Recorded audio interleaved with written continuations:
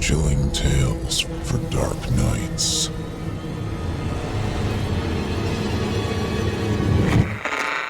Want to make sure you never miss a Chilling Tales for Dark Nights video again? Be sure to subscribe and hit that bell to turn on notifications. Let me start off by saying that Peter Terry was addicted to heroin. We were friends in college and continued to be after I graduated. Notice that I said I. He dropped out after 2 years of barely cutting it. After I moved out of the dorms into a small apartment, I didn't see Peter as much. We would talk online every now and then. AOL Instant Messenger was king in pre-Facebook years. There was a period where he wasn't online for about 5 weeks straight. I wasn't worried. He was a pretty notorious flake and drug addict, so I assumed he just stopped caring. But then one night, I saw him come on. Before I could initiate a conversation, he sent me a message. David, man, we need to talk. That was when he told me about the no-end house. It got the name because no one had ever reached the final exit. The rules were pretty simple and cliché. Reach the final room of the building and you win $500, 9 rooms in all. The house was located outside the city, roughly 4 miles from my house. Apparently he had tried and failed. He was a heroin and who knows what else addict, so I figured the drugs got the best of him and he wigged out at a paper ghost or something. He told me it would be too much for anyone, that it was unnatural. I didn't believe him. Why would I? I told him I would check it out the next night, and no matter how hard he tried to convince me otherwise, $500 sounded too good to be true. I had to. I set out the following night. This is what happened. When I arrived, I immediately noticed something strange about the building. Have you ever seen or read something that shouldn't be scary, but for some reason a chill crawls up your spine? I walked towards the door, and the feeling of uneasiness only intensified as I opened the front door. My heart slowed and I let a relieved sigh leave me as I entered. The room looked like a normal hotel lobby decorated for Halloween. A sign was posted in place of a worker. It read, "Room 1, this way. 8 more follow, reach the end, and you win." I chuckled and made my way to the first door. The first area was almost laughable. The decor resembled the Halloween aisle of a Kmart, complete with sheet ghosts and animatronic zombies that gave a static growl when you passed by. At the far end was an exit, the only door besides the one I entered through. I brushed through the fake spider webs and headed to the second room. I was greeted by fog as I opened the door to room 2. The room definitely upped the ante in terms of technology. Not only was there a fog machine, but a bat hung from the ceiling and flew in a circle. Scary. They seemed to have a Halloween soundtrack that one would find in a 99-cent store on loop somewhere in the room. I didn't see a stereo, but I guess they must have used a PA system. I stepped over a few toy rats that wheeled around and walked with a puffed chest across the room to the next area. I reached for the doorknob and my heart sank to my knees. I did not want to open that door. A feeling of dread hit me so hard I could barely even think. Logic overtook me after a few terrified moments, and I shook it off and entered the next room. Room 3 is when things began to change. On the surface, it looked like a normal room. There was a chair in the middle of the wood-paneled floor. A single lamp in the corner did a poor job of lighting the area. It cast a few shadows across the floor and walls. That was the problem. Shadows. Plural. In addition to the shadow being cast by the chair, there were others. I had barely walked in the door, and I was already terrified. It was at that moment that I knew something wasn't right. I didn't even think, as I automatically tried to open the door I came through. It was locked from the other side. That set me off. Was something locking it as I progressed? There was no way I would have heard them. Was it a mechanical lock that's set automatically? Maybe. But I was too scared to really think. I turned back to the room and the shadows were gone. The chair's shadow remained, but the others were gone. I slowly began to walk. I used to hallucinate when I was a kid, so I wrote off the shadows as a figment of my imagination. I began to feel better as I made it to the halfway point of the room. I looked down as I took my steps, and that's when I saw it, or didn't see it. My own shadow wasn't there. I didn't have time to scream. Without thinking, I ran as fast as I could to the other door and flung myself into the room beyond. The fourth room was possibly the most disturbing.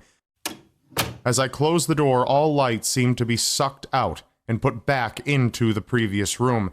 I stood there surrounded by darkness and I couldn't move. I'm not afraid of the dark and never have been, but I was absolutely terrified. All sight had left me. I held my hand in front of my face, and if I didn't know I was doing so, I would have never been able to tell. Darkness isn't a sufficient word to describe it. I couldn't hear anything, nothing but dead silence. When you're in a soundproof room, you could still hear yourself breathing. You can hear yourself being alive. I couldn't. I began to stumble forward after a few moments, my rapidly beating heart the only thing I could feel. There was no door in sight. I wasn't even sure there was a door this time. The silence was then broken by a low hum. I felt something behind me. I spun around wildly, but could barely even see my nose. I knew it was there, though. Regardless of how dark it was, I knew something was there. The hum grew louder, closer.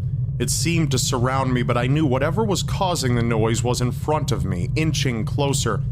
I took a step back. I had never felt that kind of fear. I can't really describe true fear. I wasn't even scared I was going to die. I was scared of what the alternative was. I was afraid of what this thing had in store for me.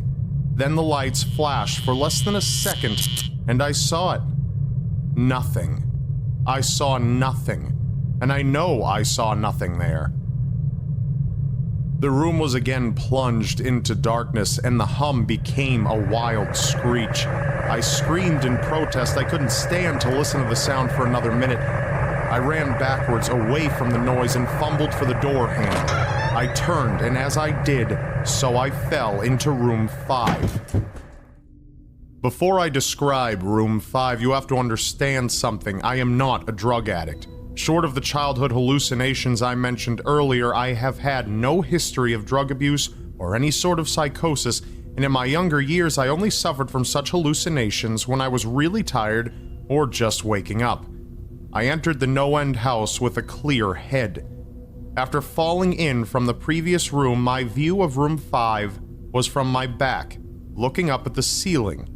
What I saw didn't scare me, it simply surprised me.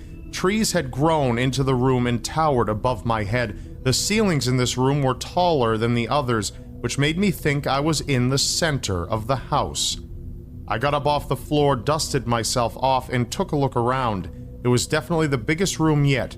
I couldn't even see the door from where I was, as various brush and trees blocked my line of sight leading to the exit. Up until this point, I figured the rooms were going to get scarier, but this was a paradise compared to the last room. I also assumed that whatever was back in room 4 stayed back there. I was incredibly wrong.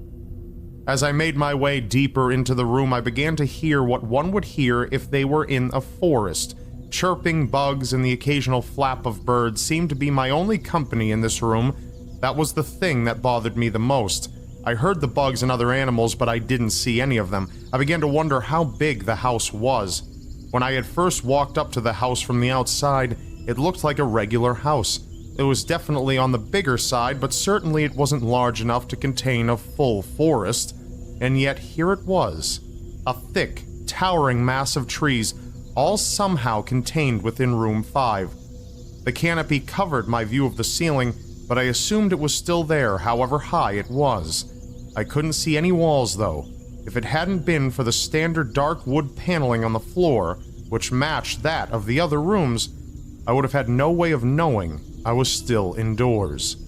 I kept walking, hoping that the next tree I passed would reveal the door. After a few moments of walking, I felt a mosquito fly onto my arm. I shook it off and kept going. A second later, I felt about 10 more land on my skin in different places. I felt them crawl up and down my arms and legs, and a few made their way across my face. I flailed wildly to get them all off, but they just kept crawling. I looked down and let out a muffled scream, more of a whimper, to be honest. I didn't see a single bug. Not one bug was on me, but I could feel them crawl. I heard them fly by my face and sting my skin, but I couldn't see a single one. I dropped to the ground and began to roll wildly. I was desperate. I hated bugs, especially ones I couldn't see or touch, but these bugs could touch me, and they were everywhere. I began to crawl, though I had no idea where I was going. The entrance was nowhere in sight, and I still hadn't even seen the exit.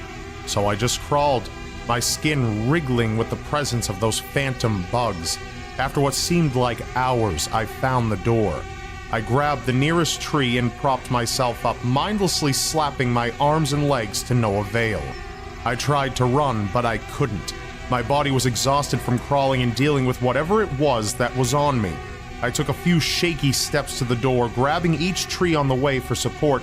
It was only a few feet away when I heard it, the low hum from before. It was coming from the next room, and it was deeper. I could almost feel it inside my body, like when you stand next to an amp at a concert. The feeling of the bugs on me lessened as the hum grew louder. As I placed my hand on the doorknob, the bugs were completely gone.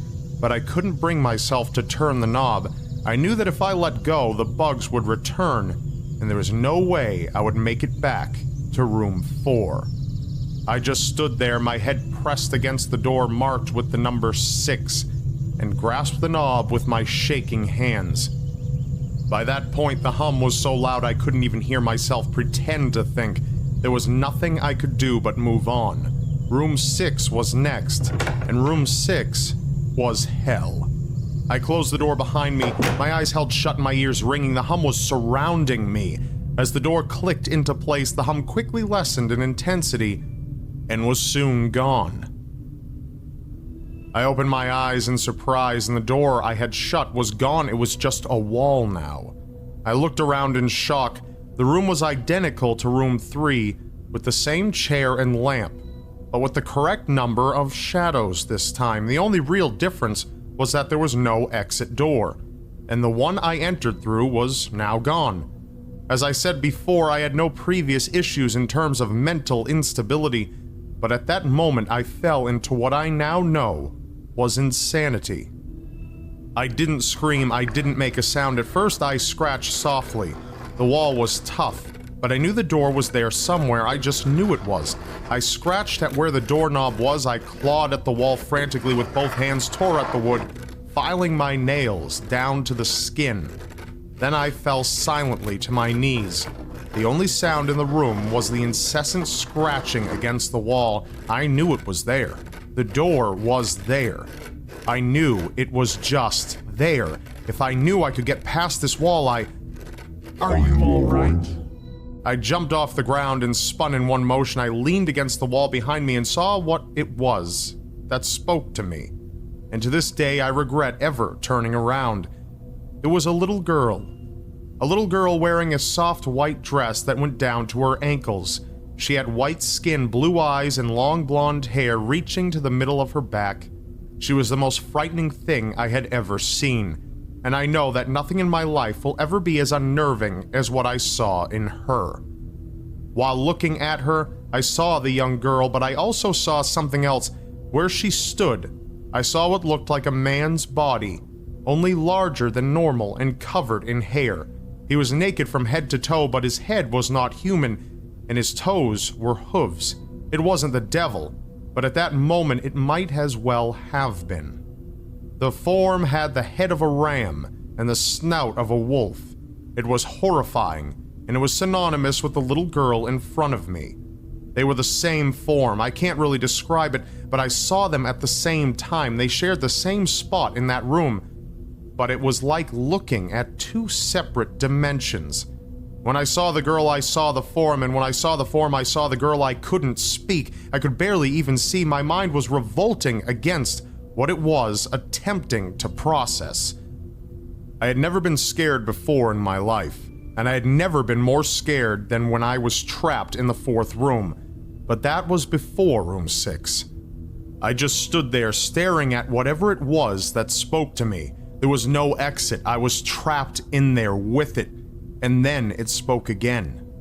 David, you should have listened.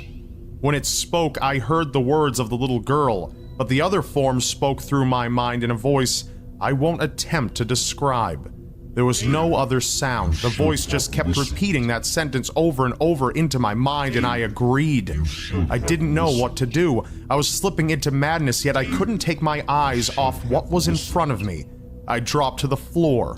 I thought I had passed out, but the room wouldn't let me. I just wanted it to end. I was on my side, my eyes wide open, the form staring down at me. Scurrying across the floor in front of me was one of the battery-powered rats from the second room. The house was toying with me, but for some reason seeing that rat pulled my mind back from whatever depths it was headed for, and I looked around the room.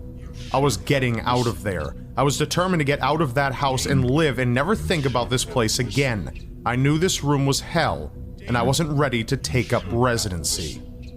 At first, it was just my eyes that moved. I searched the walls for any kind of opening. The room wasn't that big, so I didn't take long to soak up the entire layout. The demon still taunted me, the voice growing louder as the form stayed rooted where it stood. I placed my hand on the floor and lifted myself up to all fours, and I turned to scan the wall behind me.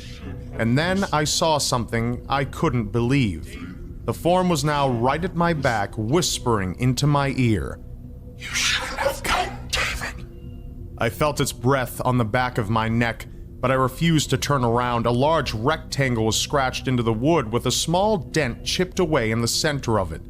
And right in front of my eyes, I saw the large number 7 I had mindlessly etched into the wall. I knew what it was. Room 7 was just beyond that wall where room 5 had been moments ago. I don't know how I managed to do it. Maybe it was just my state of mind at the time, but I had created the door. I knew I had. In my madness, I had scratched into the wall what I needed the most, an exit to the next room. Room 7 was close. I knew the demon was right behind me, but for some reason, it couldn't touch me.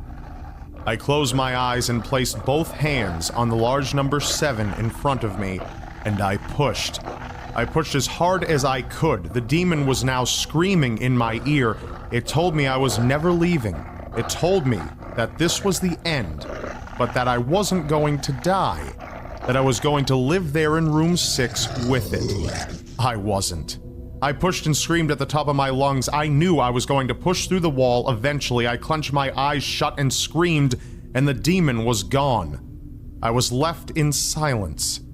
I turned around slowly and was greeted by the room as it was when I entered, just a chair and a lamp. I couldn't believe it, but I didn't have time to dwell. I turned back to the 7 and jumped back slightly. What I saw was a door, not one that I had scratched in, but a regular door with a large 7 on it. My whole body was shaking. It took me a while to turn the knob. I just stood there for a while staring at the door. I couldn't stay in room 6. I couldn't. But if this was only room 6, I couldn't imagine what 7 had in store. I must have stood there for an hour, just staring at the 7. Finally, with a deep breath, I twisted the knob and opened the door to room 7. I stumbled through the door, mentally exhausted and physically weak. The door behind me closed and I realized where I was. I was outside. Not outside like room 5, but actually outside. My eyes stung. I wanted to cry. I fell to my knees and tried to force myself to tear up, but I couldn't. I was finally out of that hell. I didn't even care about the prize that was promised. I turned and saw that the door I just went through was the entrance. I walked to my car and drove home. thinking of how nice a shower sounded. As I pulled up to the house, I felt uneasy. The joy of leaving No End House had faded, and the dread was slowly building in my stomach. I shook it off as residual fear of the house and made my way to the front door. I entered and immediately went up to my room. On my bed was my cat, Baskerville. He was the first living thing I had seen all night, and I reached out to pet him. He hissed and swiped at my hand. I recoiled in shock, as he had never acted like that. I thought, whatever, he's an old cat, and I headed to the bathroom. I jumped in the shower and prepared for what I expected to be a sleepless night. After my shower, I went to my kitchen to make some food. I descended the stairs and turned into the family room, and what I saw is forever burned into my mind. My parents were lying on the ground, naked, covered in blood.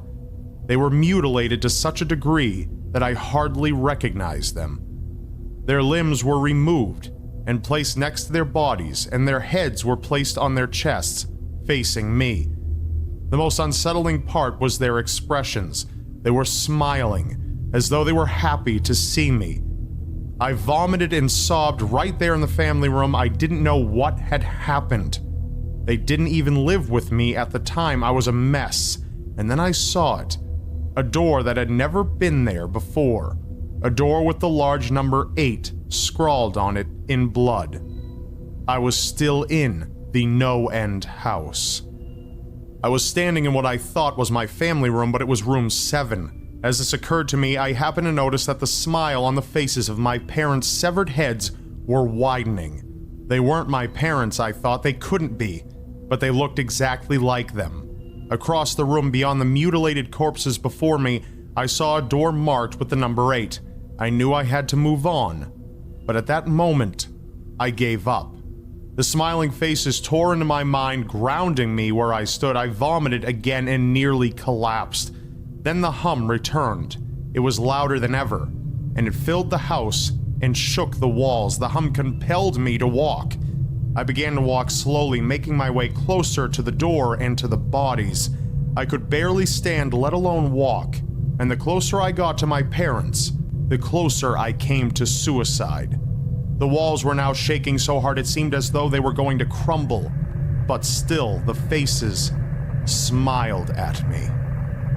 As I inched closer, their eyes followed me. When I was between the two bodies a few feet from the door, the dismembered hands began to crawl their way across the carpet towards me. All the while, the faces continued to stare. New terror washed over me, and I walked faster. I didn't want to hear them speak. I didn't want to hear the voices to match those of my parents.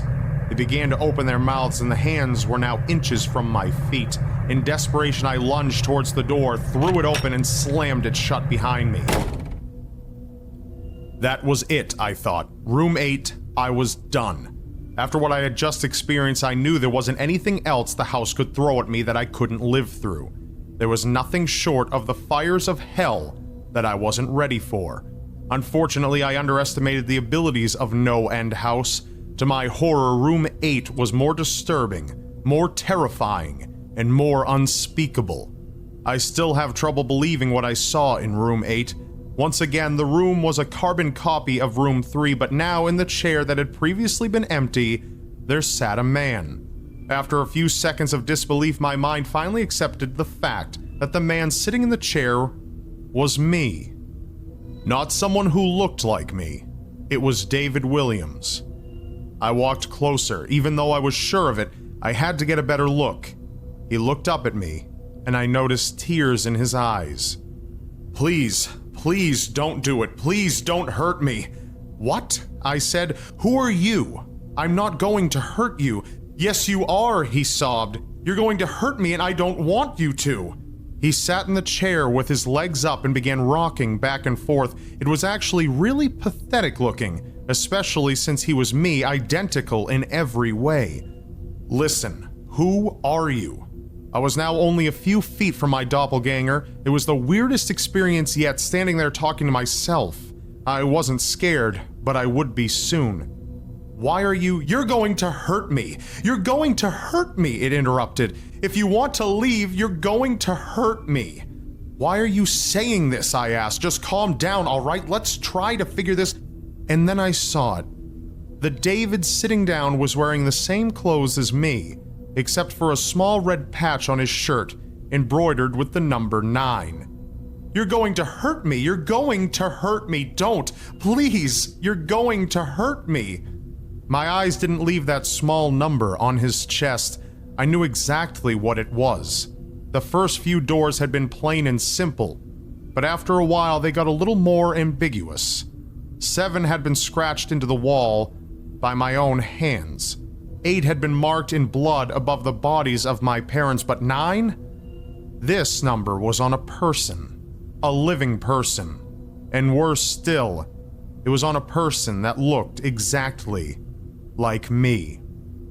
"David?" I had to ask. "Yes. You're going to hurt me. You're going to hurt me." He continued to sob and rock. He answered to David. He was me, right down to the voice. But that 9. I paced around for a few minutes while he sobbed in his chair. The room had no door, and similarly to room 6, the door I came through was gone. For some reason, I assumed that scratching would get me nowhere this time. I studied the walls and floor around the chair, sticking my head underneath and seeing if anything was below. Unfortunately, there was. Below the chair, there was a knife. Attached was a tag that read, "To David, from management." The feeling in my stomach as I read that tag was something sinister. I wanted to throw up, and the last thing I wanted to do was remove that knife from under that chair. The other David was still sobbing uncontrollably. My mind was spinning into an attic of unanswerable questions. Who put this here? And how did they get my name? Not to mention the fact, as I knelt on the cold wood floor, I also sat in that chair, sobbing in protest of being hurt by myself. It was all too much to process. The house and the management had been playing with me this whole time. My thoughts for some reason turned to Peter and whether or not he got this far. And if he did, if he met a Peter Terry sobbing in this very chair, rocking back and forth, what did he do? I shook those thoughts out of my head. They didn't matter. I took the knife from under the chair and immediately the other David went quiet. "David," he said in my voice, "what do you think you're going to do?"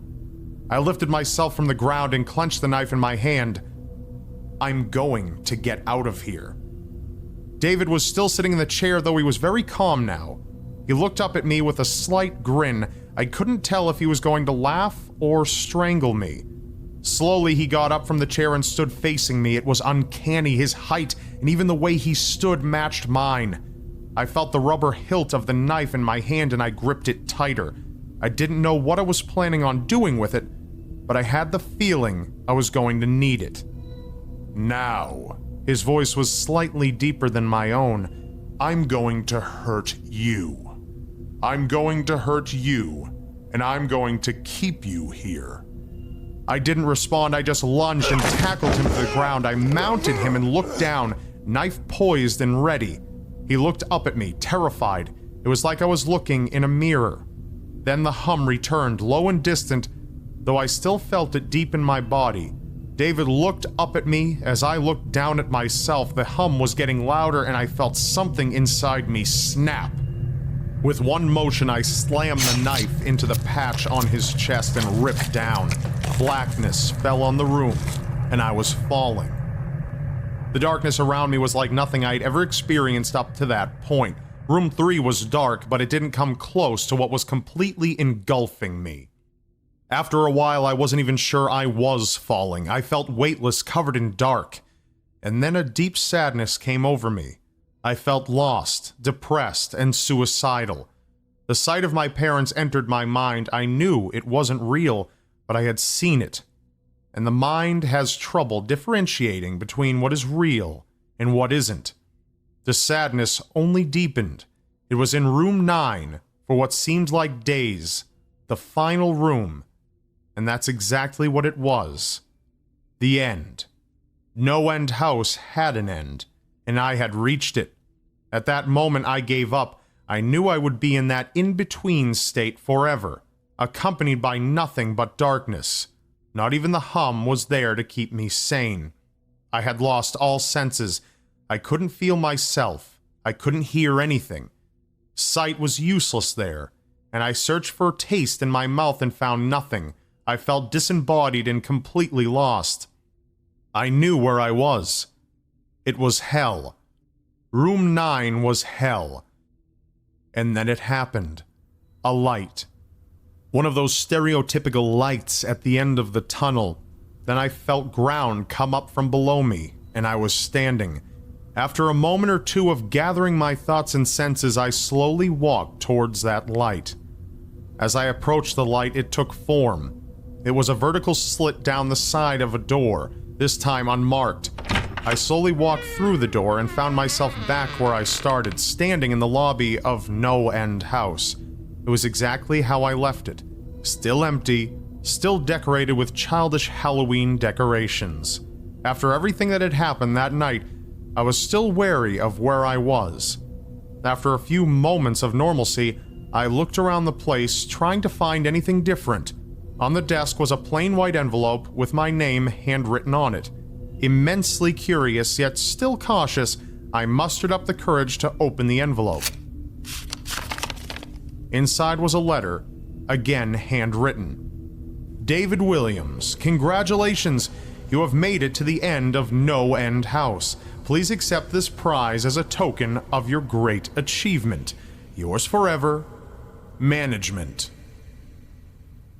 With the letter, there were 5 $100 bills. I couldn't stop laughing. I laughed for what seemed like hours. I laughed as I walked out to my car and laughed as I drove home. I laughed as I pulled into my driveway and laughed as I approached the front door to my house. And I laughed when I saw the small number 10 etched into the wood. Every town has the place. An abandoned building, an alleyway, a wooded area, where the bad kids hang out. You know who I mean. The long hairs, metalheads, the druggies. It's where these outsiders go to smoke cigarettes and listen to music. For us, it was the bridge over Boot Creek, the little stream that snaked through town. Boot Creek itself was rarely any more than a muddy ditch, but at the top of the bank there was an area where kids could hang out and make noise and ride their skateboards without the nosy gazes of adults. My friends and I took to calling it Troll Bridge because it was occupied almost all the time by Billy Logan and his crew of pothead screw-ups. Billy was 3 years older than us, but was only 1 grade ahead because he'd been held back twice. I was in the 7th grade, and here was this giant 15-year-old bully running around terrorizing everyone. Don't look so shocked. It was the 80s. Things were just like that. It was a different world back then. Anyway, Billy had grown this sort of scraggly goatee on his chin, and my friend Chad remarked that all that hanging out under the bridge was turning him into a billy goat.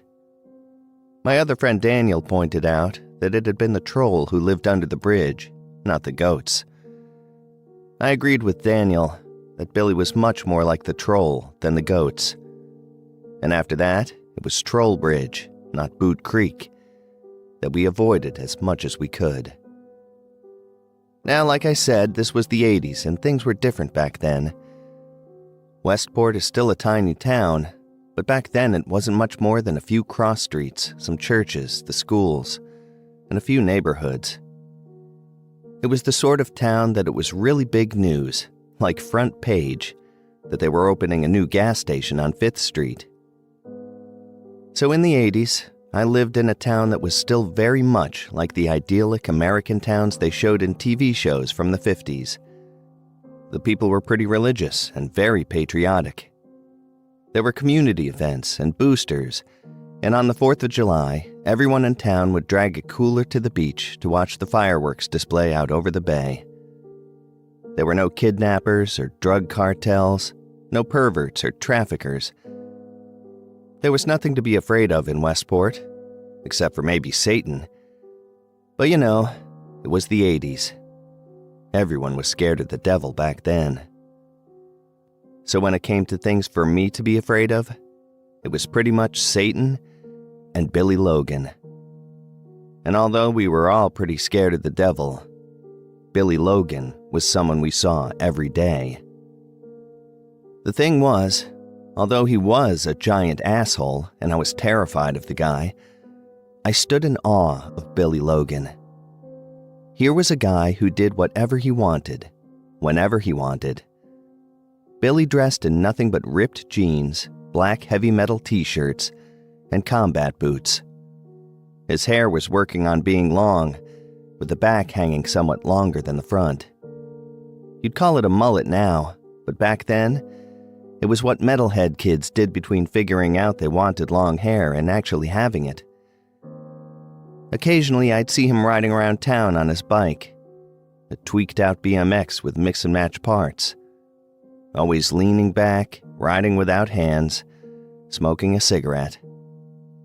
He was always sure to use the other hand to give you the finger if he saw you looking.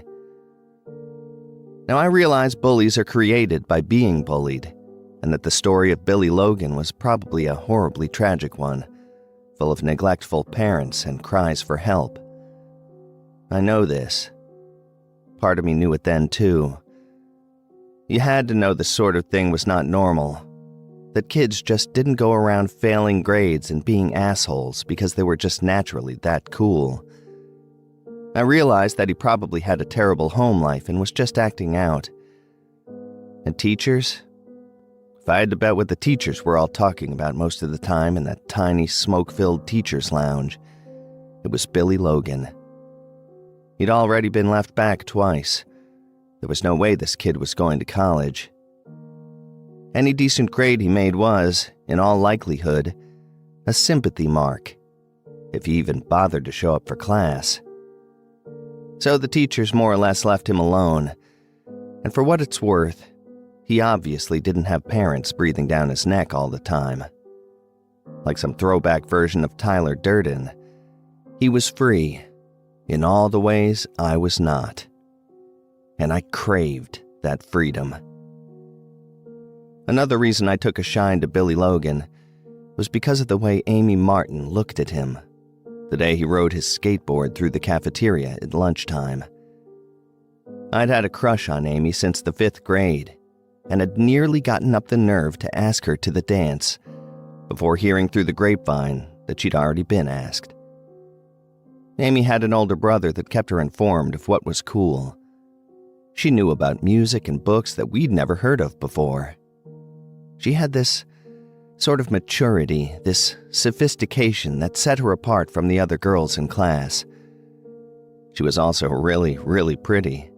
So brave or not, I knew chances were slim that I'd ever have a shot at a date with her. I was standing in the line with Chad and Daniel when the door to the cafeteria slammed open with a loud bang. Startled, everyone turned to see what had happened. There was Billy, riding his board, hands raised in the heavy metal devil horn salute. He coasted to the center of the room and did a 360-degree spin before stopping and kicking the board into his hand. He looked around dramatically, and in his best Geoff Spicoli voice said, "Hey, there's no birthday party for me here." Everybody laughed and watched as Billy began to make his way to the exit, being flanked on both sides by angry lunchroom monitors. He faked left and bolted right, slipping just under Coach Holden's reaching fingers, and then kicked open the door to the courtyard. When he realized he was free, he stuck a middle finger in the air before hitting that final door that opened to the parking lot. As the door swung shut, we could hear him cackling as he ran away. The cafeteria was abuzz with excitement. Billy had been bad before, but nobody had ever done something so outright crazy. Some people were shaking their heads in exasperation. Others were discussing how the school might go about punishing him when he came back on Monday. One thing's for certain.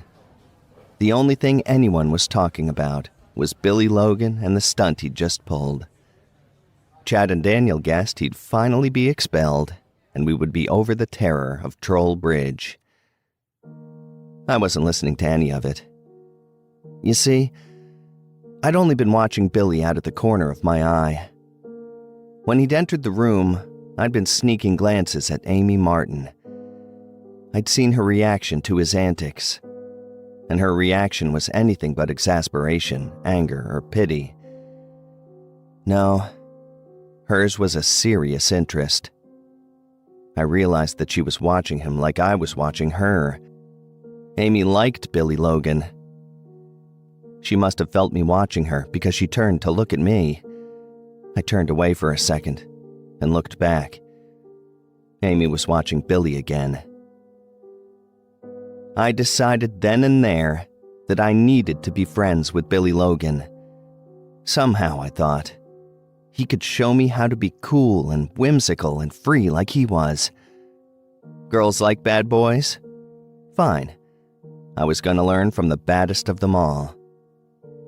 The following Friday, when Chad invited me and Daniel over to his house after school, I declined, saying my dad was making me do a bunch of chores. What I really had planned was to head down to Troll Bridge and see if I could borrow a cigarette from Billy. Now, I want you to realize I wasn't lonely or weird or nerdy or any of those things. Although I probably was all those things without being aware of it. Most of my class had been together since kindergarten, and everyone's parents knew each other. There weren't any real out-groups at our little school. There simply weren't enough students for that. But that was the thing. Everyone was so boringly normal that any deviation was just so incredibly interesting. I wonder sometimes if Billy's antics would have been received in the same way at a larger school in a city somewhere. Our school, it seemed, was just unable to deal with a delinquent like him.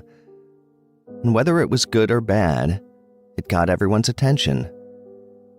Me? If I ever tried to pull anything even sort of silly, my folks would have my ass. My dad was former military and super strict. He had traveled the world and knew more than all the pansies out there. There was one correct way to do everything, and anything other than that way was not only wrong, but almost personally insulting to him somehow. He was a man of very few words, who always had his nose in a book, and most of the time that book was the Bible. My mother was also quite strict and Spartan, if not just a little gentler than my dad. And hell, I'm probably not even being fair. Mom used to tell me that Dad had a hard time during the war, that he'd seen horrible things that he couldn't even talk about. So, I guess they were doing the best they could with what they had. They were strict as hell, though. Even in our tiny town where nothing ever happened and nothing ever went wrong, I had a 7 o'clock curfew, 8 on weekends. I had to call and check in all the time, and when friends were getting together for sleepovers or campouts, I was almost never allowed to go. Even when I was allowed, Mom would have to call and check and double-check with everybody's parents before I got permission.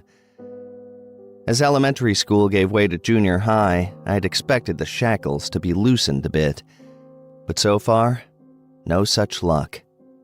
I was wrapped just as tightly in parental supervision as I'd ever been, and every day, my resentment was growing. As I watched Billy burst out of those doors with his middle finger in the air, as I watched a kid flaunt complete and total disregard for authority and rules and parents, and pretty much everything else, and, well, just walk away scot-free, I had to be part of this. I had to find out how he did it. I needed to know how not to give a shit. Not in the way that everyone else did. I needed to be Billy Logan's friend. I needed to be a badass who didn't give a fuck what people thought. I needed to find out what went on under that goddamned bridge. The following Friday, I said goodbye to my friends with as much false sincerity as I could muster. Yes, it sucked so much. Yeah, it was going to be hot and stupid. But that was Dad and his arbitrary chore assignment. Yeah, I'd see everyone on Monday. Well, unless I saw them at church, but yeah. See you Monday. I hitched my backpack up and headed across the football field and through the alley behind the grocery store. I stopped there to buy a soft drink for the bridge, then decided to grab a second, just in case Billy wanted one. It was a strange walk out to Boot Creek Bridge. I no longer wanted to think of it as Troll Bridge, now that I was going to be one of its occupants. We weren't bad people. We were just misunderstood. We liked music and skateboards, and there wasn't anything wrong with that. Did we like beer and cigarettes? Well, admittedly, I'd had neither. But hell yeah, we smoked and drank. It was just what we did, and if you didn't like it, you could just go on home. I imagined myself dressed in ripped jeans and black t-shirt, playing guitar in a band, while Billy screamed to the world that heavy metal had landed in Westport, and everyone who didn't like it could fuck off. I actually played air guitar as I walked across the video store parking lot. This was real. This was going to happen. I just need to get and learn to play a guitar, and we'd be on MTV by this time next year. I crossed over 7th and made my way onto Country Road 9. I'd made sure to stay far to the side to keep from getting hit by the crazies who treated 9 as their own private racetrack. It wasn't far, only a couple hundred yards to the bridge. I'd crossed it hundreds of times on my way to and from school. There was nothing special or interesting or scary about it. Except this was Troll Bridge. Billy Gruff Troll Logan was under there, and I had come to meet him. I had come to face the monster. And not only that, I was going to try and tame him enough to make friends with me, to play heavy metal, a subject I knew the square root of fuck all about. Under there was a kid who shined off teachers and parents alike. Grown-ups had nothing on him. All of their power, strength, and authority meant nothing. The monster under the bridge was beyond the control of any adult, and adults were the place where kids like me placed all their hope and trust to keep things safe and normal. Billy Logan spit on all that and laughed at everyone's attempts to even try. And here I was, with an extra can of Dr. Pepper, and thinking I'd be able to tame the beast. I hesitated at the place where the asphalt met the dirt, and clustered sticker burrs swayed in the southeast Texas breeze. What the hell was I thinking? I leaned on the guardrail and thought back over my plan. I would go down there, act like life had just been too much to bear, and pretend like I was supposed to be there. If there was any conversation, I'd just shake my head and pretend like my problems were just too much to talk about. I would ask for a cigarette, then lean against the wall and talk to Billy Logan, man to man. Once we got to talking, I'd go for the gold. Rambo was the biggest movie at the time, and it just so happened that my uncle had taken my cousin Thomas and me to see it. Afterward, on the way through the mall to his car, we stopped into the knife store, and he bought us both official Rambo survival knives. I remember being so excited on the drive home. Thomas and I sitting in the back seat, comparing identical blades. It was nearly a foot long, with a sharp blade on one side, and a saw or something on the other. The handle had a compass on the end, and you could unscrew it to get all the cool stuff hidden inside. There were fish hooks and sewing needles, a handful of matches and a strike strip, some fishing line and thread for the needle. The sheath even had a compartment in front for a little blue sharpening stone. When I had this knife, I felt prepared for anything. Well, anything except for my father. When we got home that day, I left my new knife on the back seat of my uncle's car. Thomas and I ran to the backyard while my uncle talked to my dad. I have no idea what they talked about, except that a while after they left, Dad came into my room holding my survival knife and said we needed to talk. "Son," he said, scratching the bridge of his nose. "your Uncle Darren told me he bought you and Thomas a present." I just looked at him before shrugging. He looked uncomfortable. "It's just that." He paused and looked around, anywhere but at me. "It's that I think a boy needs a good knife. I'd been meaning to get you one myself." Shocked, I turned to him. "So, it's all right?" His normally serious gaze turned to a smile. "Of course it is. I just want to make sure you know how to use it. A knife, any knife, but especially one as big as this one, needs to be treated with respect. Can I trust you to keep it clean and sharp and put away when it's not in use?" "Yes, sir." I hopped up off the bed and gave him a hug. And to my surprise, he hugged me back. "I'm serious, son," he said again. "The fastest way you'll get into trouble is to go around doing stupid things with stupid people. I want that knife either on your belt or on the top shelf of your closet. Do not take it anywhere you could get into trouble for it. No school, no church, no nothing. You can use it here in the backyard, and that's about it. Okay? We'll go camping soon, and you can do what you like, but until then, please keep it put away. Okay?" I had been shocked, but also just so damn happy. It had been the first time I could think of that my old man spoke to me like I was a man, and not some little kid. I kept my word, too. I'd kept it on the shelf when I wasn't camping. It was the least I could do to keep my prize. Today, however, I had gone the other way. Today, that knife was stuffed between the soda cans in the front pocket of my backpack. Today, if soft drinks and small talk didn't work, I would prove to Billy that I could be cool. After all, only cool people would have a knife like mine, right? Or rather, only cool people would have the nerve to carry it around in their backpack at school. I would show him the knife, and he would think I was cool. And I'd be allowed into the gang, and that would be that. It couldn't fail. I hesitated a moment before hitching up my pack and walking down the sandy embankment on the side of the bridge. Just a few feet off the road, in a spot that was not visible from up there, were many layers of spray paint in different colors.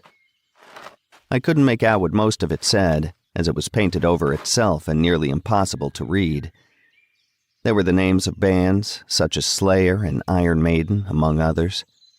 Most of these I failed to recognize.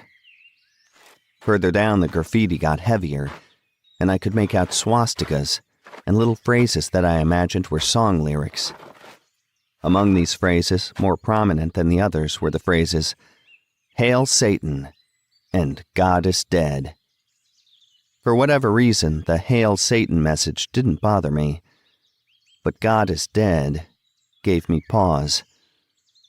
Not for the first time, I thought I was making a mistake and should just turn and go home. "The hell are you?" A voice called from under the bridge.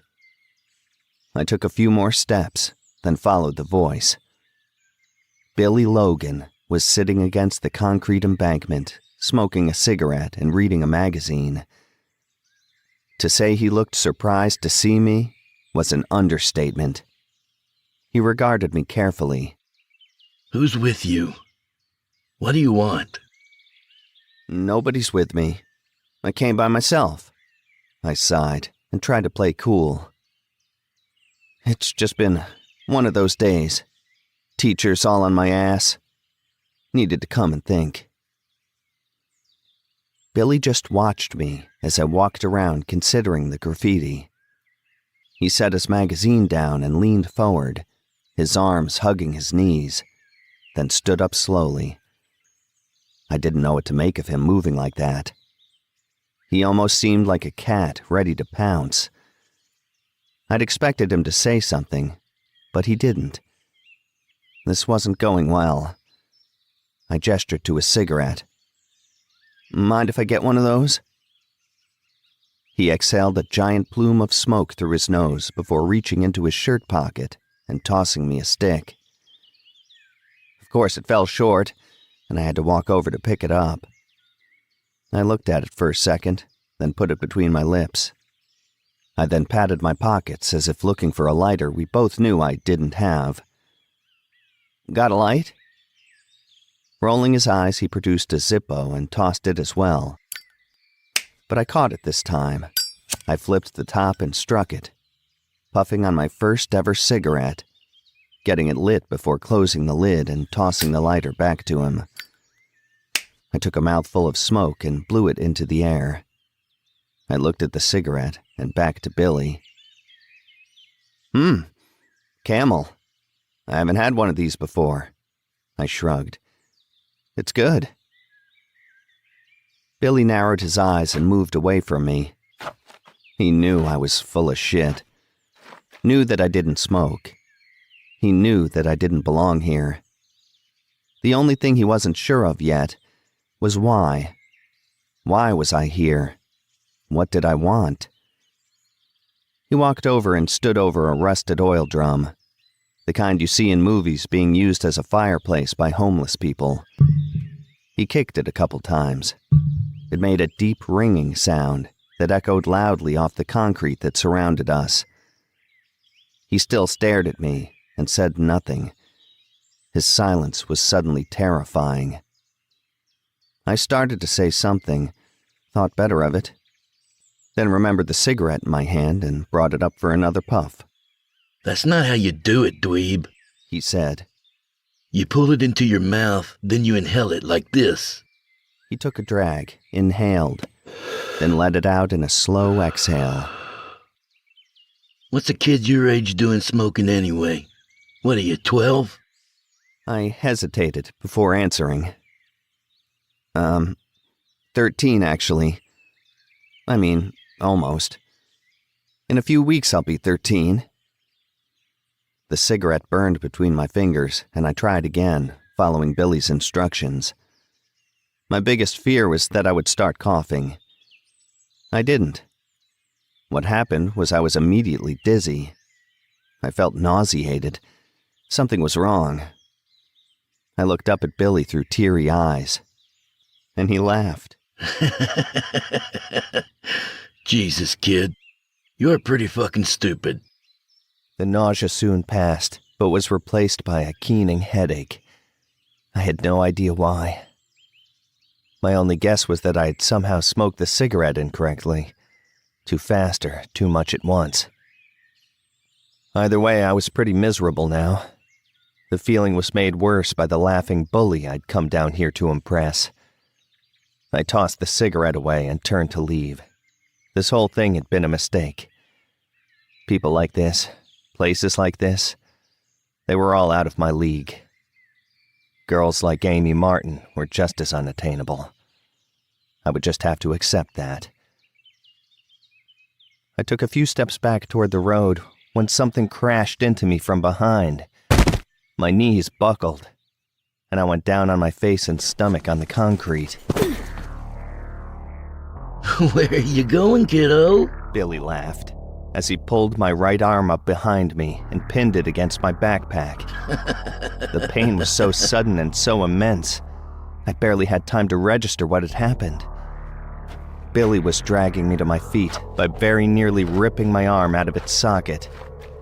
I screamed as I staggered up and then forward, my arm being used to steer my body. He walked me to the oil drum and then stopped. "You owe me a cigarette, asshole," he said. "I think there's one in there. Go get it."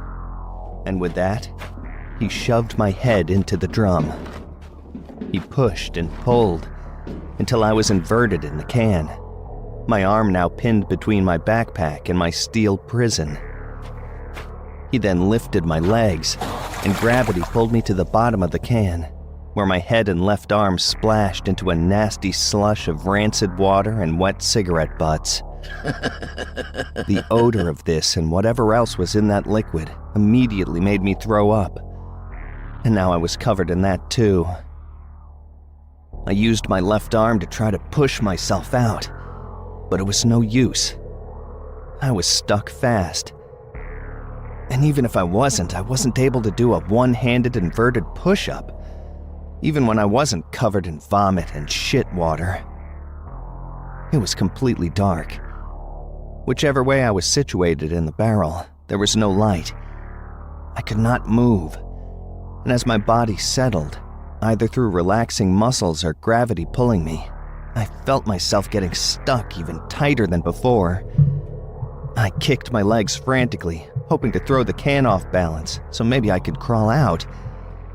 No such luck. Then Billy must have kicked the can, because I was assailed with a tremendous noise that rattled my teeth. He kicked it a few more times, and each time was just as bad as the first. Then everything went quiet. The quiet was the worst part. The quiet was where I could begin to think about what had happened to me. All at once, the walls of my prison began to close in on me. Everything that had been black in the darkness went a sudden and stark white. I was going to die. I knew now. Nobody knew where I was. I was stuck in this barrel, my arm losing feeling. Billy could just leave me here, and there was forever and always. Nothing I could do about it. My body slid another half-inch into the barrel, and my neck turned at an odd angle. This was it. My stupid, stupid self. I tried one more time, kicking, pushing, screaming. Every ounce of energy pushed as hard as I could against a captor that could not yield. Breathing was becoming difficult with the way my body pressed on my neck. I tried again to shift a little, just to help myself breathe. But it was no use. I could not move. Then something happened. I wiggled the fingers on my pinned right hand, and when I did, something in my backpack shifted. I had an idea. If I could somehow shift the contents of my bag, it might make enough room for me to slip out of the barrel. I didn't have time to think about it. It was my only hope. I began to probe the pack with the limited range of motion I had. There, right next to my thumb, was a zipper. I worked my fingers until I moved the zipper enough to make a hole. Then I pulled the compartment open. One of the soda cans fell out, landed with a splash next to my head. Using my hand to push on the inside of the compartment, I inhaled and pushed, and the second can fell out as well. I then gripped the handle of my knife and pulled it free of the bag. When I relaxed, I slid further into the can, but my right arm came free, and I was able to throw the barrel off balance and knock it over. I scrambled out of the barrel and onto the sandy concrete under the Boot Creek Bridge. I gasped for air, and then choked. Giant, hacking, choking coughs followed as I rolled over and coughed up a cigarette butt. Then I threw up again, although this time there was nothing left but bile. I sat there a moment, on my knees, trying to focus, trying to see, trying to make sense of anything at all. My ears were still ringing from when the barrel had been kicked. My eyes, nose, and mouth were full of vomit and shit water. I glanced up to see the shape of Billy Logan approaching me. He appeared to be smiling and had a hand out. I needed to run, to escape, to get away. He had done this to me. He hadn't meant for me to escape. He was going to put me back in there, back in the barrel. I scrambled backward as he came toward me. I looked to my left and then to my right, and then I noticed I was holding my knife. I quickly popped the snap and pulled it from its sheath. I then held it in both hands and lunged at Billy Logan and sunk its blade, all 10 inches of stainless china, into his belly. Billy's eyes went wide as I stabbed him. He screamed and staggered backward, taking the knife with him as the blade slipped from my hands. He tried to pull it from his stomach, but the inverted saw teeth on the back side of the blade held it in. A blackish red stain appeared on his Iron Maiden t-shirt, and he fell to his knees. He tried to speak, but all that came out was a blubbering, nonsensical slur and a pained hiss. He then toppled over and rolled down the embankment into the littered ditch that was Boot Creek.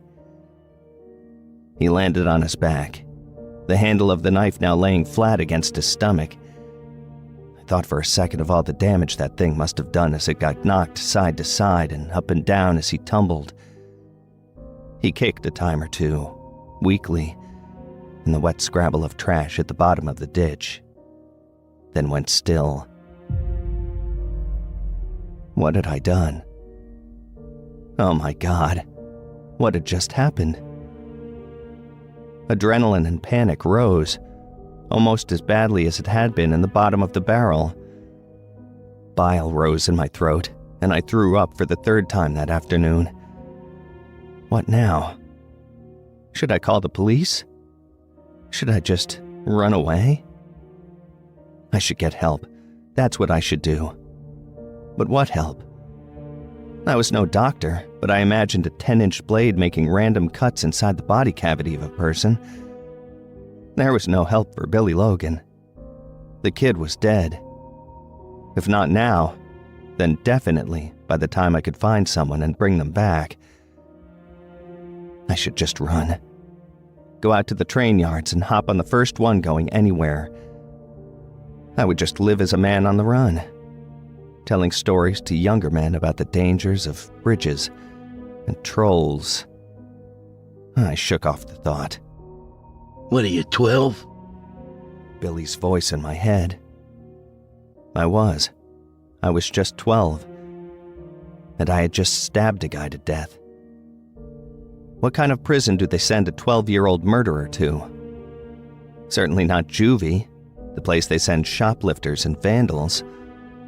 No, my prison, the one for murderers, it had to be, much worse. It was full of kids just like Billy Logan, except no. Logan might have been a dick, but he was no killer. So it was full of kids that were even meaner than Billy Logan. I shuddered. I could not go to prison. Not for this. This was an accident. This was self-defense. This was retaliation. Anyone could see my clothes and know that he had it coming. I was a good kid with good grades. My father was a decorated war veteran. Billy Logan was a piece of shit criminal who once tried to set the school on fire. If anything, I had done everyone, including myself, a favor.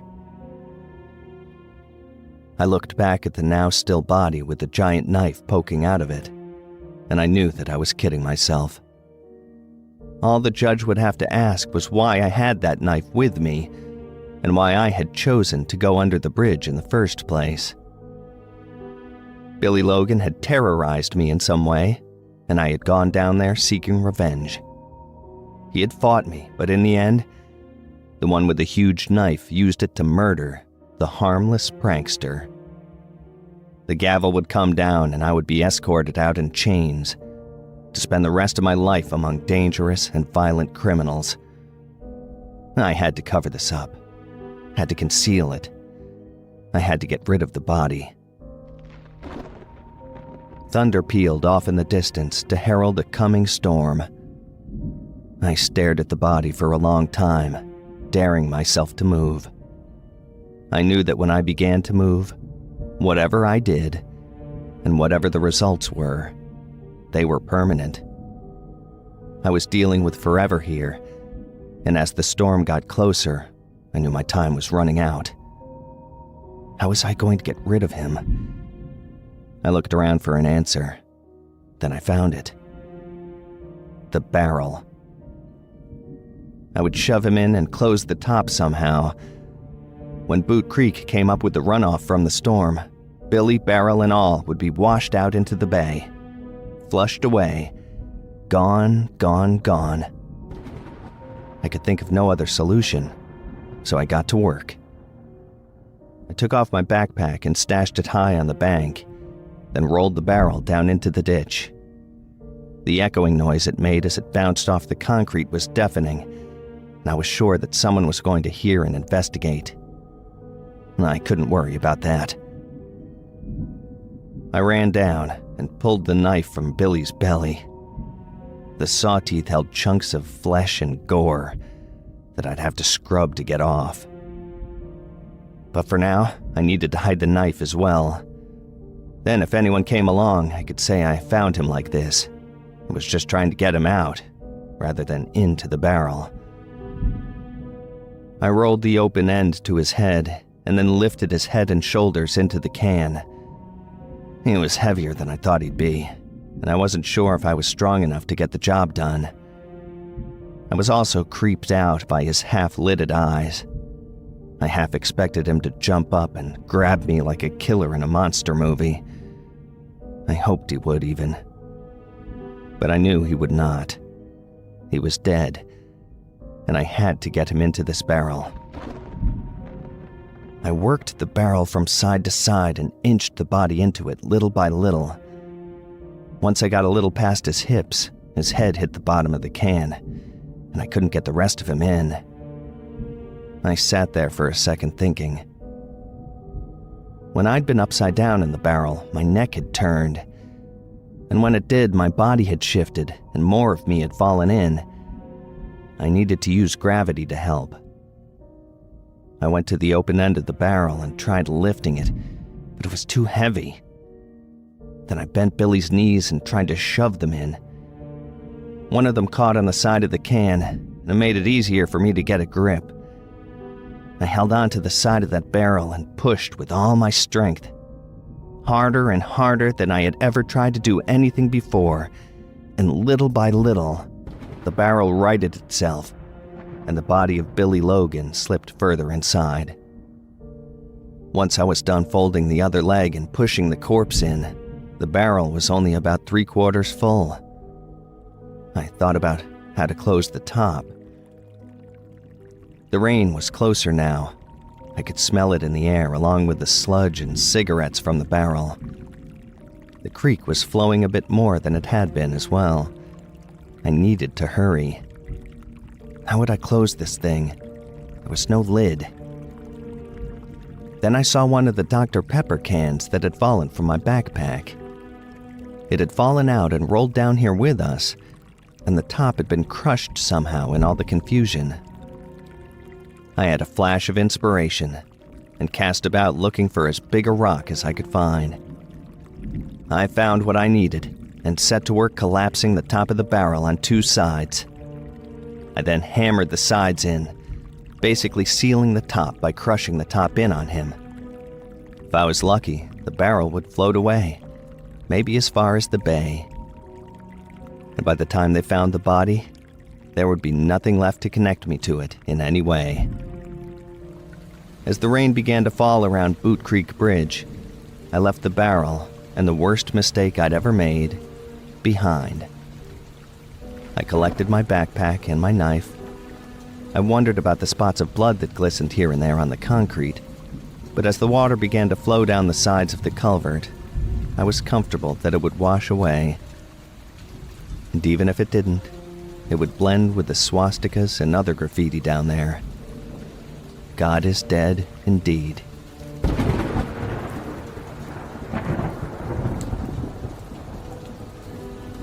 I walked home in the rain, very slowly. I needed the water to wash me clean.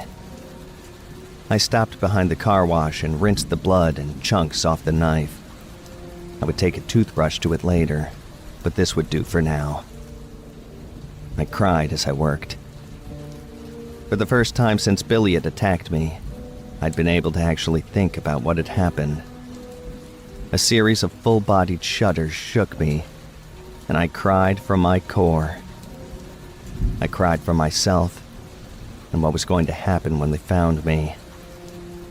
I imagined the looks on my parents' faces, my grandparents. I cried for my teachers and my friends, and everyone I'd let down by doing this stupid stunt. Strangely enough, though, I didn't cry for Billy Logan. I could still feel the wet, nasty cigarette butt lodged in my throat. No. Although I cried for many, many things on that walk home, Billy Logan got none of my tears.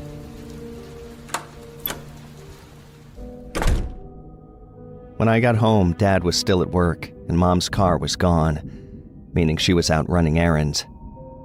And that meant I had time. I was completely drenched and fully exhausted, and the entire contents of my backpack were thoroughly soaked. I took out the knife and shoved it into my pants before dropping the bag in the laundry room and going to my room. I set the knife in its spot on my closet shelf and peeled my clothes off, running to dump them into the washing machine. Then I got into the shower and scrubbed my entire body, over and over again, with the hottest water I could stand. When I was done, I brushed my teeth longer and harder than I ever had before, or since. Then I started over again.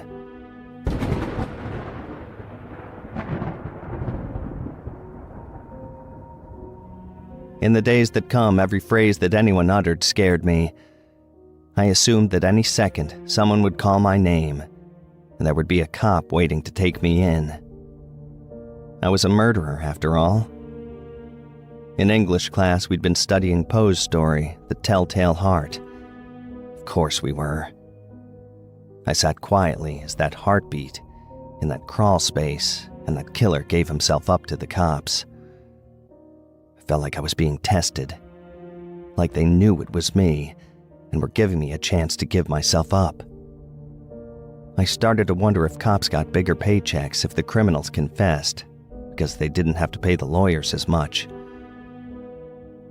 Well, I was going to make them work for it. I wasn't going to say a word until I had no other choice. Even if they put me in chains and took me away, I'd never tell anyone what I'd done. I tried to convince myself it had just been a horrible dream anyway, and that Billy Logan would come bursting through that door any minute, middle fingers blazing. I knew he wouldn't, of course, but I hoped. It was a full 5 days before anyone reported Billy missing. Apparently his attendance at home had been just as sporadic as at school.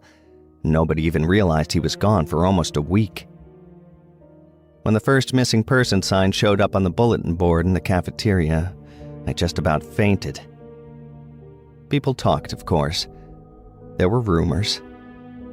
I listened to whoever was talking about what they'd heard. Billy had run away. He had a drug problem and owed a dealer. He moved to California to start a band. He got kidnapped by Satanists. He moved to California with a bunch of Satanists to start a band. I relaxed a little as each one of these stories came out. At least none of them claimed to have seen Billy getting his guts pulverized by a 12-year-old dork under Boot Creek Bridge. Days turned to weeks, and weeks to months. The local police had never liked that kid, and were probably just happy he had moved on. Everyone pretty much agreed that he had just run away from home. His mom showed up at city council meetings and swore that if he'd just run away, he would have at least called her by now.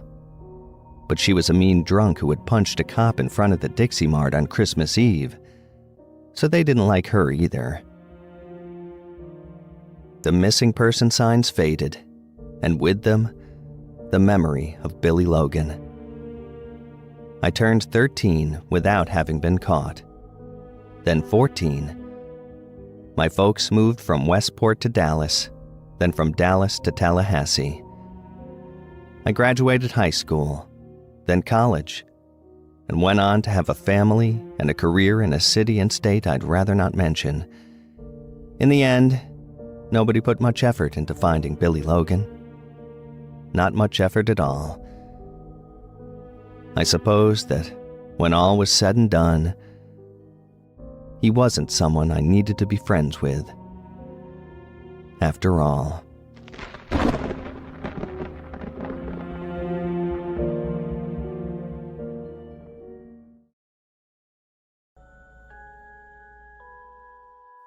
Last of the Sparks. My name is Aaron Sparks. Back in February 2008, I decided I needed to change my monotonous life. Whether that change would come in the form of a new job or a new toothbrush, I didn't know. I was never the most adventurous person. I've always found it difficult to veer away from my comfort zone, and the limit of my existence usually depended upon which book I was reading at the time. It took me a while to realize that most of the happiness in my life was derived from works of fiction, from stories I often found myself lost in for days at a time. I was an avid bookworm, as miserable an expression as that is. Once I realized my true outlet, I immediately knew what I wanted. I purchased a small shop, quit my boring job, renovated the building, and transformed it into a bookstore. I'd never been happier. The next 2 years were the best of my life. The store had become a huge hit with the locals. My perspective on work had been completely altered, and I was feeling genuinely happy for the first time since my childhood. It was during the winter of 2010 that she walked into my store. She stepped inside out of the snow and approached me with a large bin bag. Etchings of age covered her pale face and hands. She must have been at least 80 years old. Slamming the bag on the counter, she simply said, "These are for you." I looked inside the bag to find a selection of some of the greatest novels ever written. "Why?" I asked, confused. "Do you want money for these, or some kind of book trade?" "No, they're yours to have," she said. "Take them." A feeling of unease swept over me as I stood in the woman's presence. Her dirty gray fringe slightly concealed her face as a cold gaze met my vision. "Are you sure you want me to have them?" I asked. "Wouldn't you rather sell them?" "No, I have no use for them, or for money." "Okay, thank you. What's your name?" "Lucy." She departed from my store shortly after, muttering her final words. I found it all too strange that somebody would give away such great books for nothing, but I suppose some people are just nice.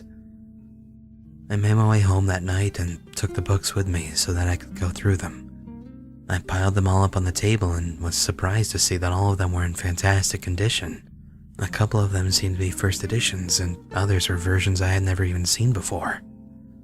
It took me a moment to realize it, but the novels that I was looking at were not as I had remembered them to be. The first book that I picked up was The Green Mile. On the cover there was an image of John Coffey, smiling and holding 2 dead naked girls. I opened it up and flipped through the pages. In this version of the novel, he was in fact guilty of the rape and murder of both children. I made my way to the end of the book and read through the execution scene. All of the officers who had originally grown to love John Coffey in the original novel were now laughing uncontrollably and screaming racial taunts as he was being executed. My eyes had seen enough, and my stomach had felt enough, too. The next book I picked up was The Catcher in the Rye. The artwork upon the front page seemed to be of a dead body splattered on the street, as seen from an aerial perspective. I flipped through the book until I reached chapter 14. After Holden Caulfield speaks of messing with the idea of suicide, he suddenly breaks down in tears and jumps from the window, cracking his skull on the pavement below. The book abruptly ended after that, I then picked up Lord of the Flies. The defining image of this novel was of a large child with the face of a pig. He was covered in blood and surrounded by decaying corpses. After thumbing through a few pages, I reached a point of the story in which Piggy is described as being non-human, vicious, and a hungry animal. A chapter or so later, Jack insulted Piggy, which led him to lose his temper and rip Jack apart. Piggy then proceeded to kill and eat the rest of the children. The remainder of the book was the same line repeated over and over. Piggy sat alone on the island waiting for death. I read through the few books that were left in the pile, and they had all been changed in some sick way. The Great Gatsby, Wuthering Heights, To Kill a Mockingbird, Ulysses, every one of them. Just as I reached the bottom of the pile, I noticed that the final book was one that I've never even heard of before. It was called Last of the Sparks. Considering the contents of the other books thus far, I found the inclusion of my last name in the title unnerving. Still, it was just a book. The cover was of 6 gravestones, with words too small to be read, etched into the granite. I looked at the top corner of the book and noticed there was a sell-by date on it. June 4th, 2013. I nervously opened it up to the beginning of the story. Chapter 1. Alice Sparks. My stomach dropped as I read my mother's name upon the page. I felt dizzy and confused as I anxiously made my way through the chapter. It seemed to detail a regular day in the life of the character. That is until I reached the last page. Alice was crossing the road when the heel of her shoe broke, causing her to fall. She didn't get to her feet fast enough and a speeding car struck her, puncturing both of her lungs. I felt sick to my stomach. I put the book down and went straight to bed, hoping for some sleep. As it turned out, that was wishful thinking. I lay awake for most of the night as innumerable questions ran through my mind. By daybreak, I had managed to get a couple hours of sleep, but only after I spent an hour convincing myself that there was nothing to worry about. It's just a book, I told myself. It's just a book. The next morning when I got to work, I was feeling worse for wear. It wasn't until lunchtime that I began to perk up and regain a bit of energy. Then the phone rang. I answered the call, and I heard my father sobbing on the other end. I immediately knew what had happened. I closed the shop and ran to the hospital, but it was already too late. She was gone. The victim of a hit-and-run driver going 60 in a 35, they said. I spent the next couple of weeks helping take care of my dad. Me, my brother, and my sister stayed with him in turns and looked after him. We all looked after each other. It wasn't until a few months later I picked up Last of the Sparks again. It had scared me so much the last time that I considered tossing it in the trash. But I never did. Rather, I felt strangely compelled to hang on to it. I opened the book up to page 37. And there it was. Chapter 2. Patrick Sparks. The story was more of the same. A day in the life of a man that bore my father's name. It documented an ordinary day. Ordinary, that is, until the part where he shot himself in the kitchen whilst on the phone with his son. Suddenly I was possessed by an urge to run to the phone and call my father, to speak with him, comfort him. But then I realized what I may be doing. Before I had the chance to hang up, someone picked up on the other end. Then he was gone. I got my black suit and tie out once more and repeated the same process for another parent. It ruined us all. After the funeral, I refused to touch the book. What if I caused these deaths by reading it? I couldn't go through it all again. But on Christmas Eve of 2011, I got a phone call from my brother's wife, Heather. Will had been putting up Christmas lights on the roof when he slipped on a patch of ice-coated shingles and broke his neck. He died almost instantly, the coroner said. I lost it. I threw the phone at the wall and began to sob into my sleeve. Anger took the pain away for a moment, long enough for me to pick up the book and read through chapter 3. It was exactly as Heather had described. I fell asleep and woke up the next day with the book still on my lap. I decided to read ahead and discover who would be the next to go, whether it be me or one of my sisters. Whoever was next, I was determined to warn them, or give myself advance notice, as the case may be. I turned the page. Chapter 4, Mary and Sarah Sparks. I rushed through the story as fast as I could until I reached the end. Both my sisters and their partners would drown in a lake after colliding with another car on a one-way bridge. That same sickly feeling overtook me. I met with my sisters later that day to exchange gifts, and I told them as calmly as I could that they ought to be careful while driving.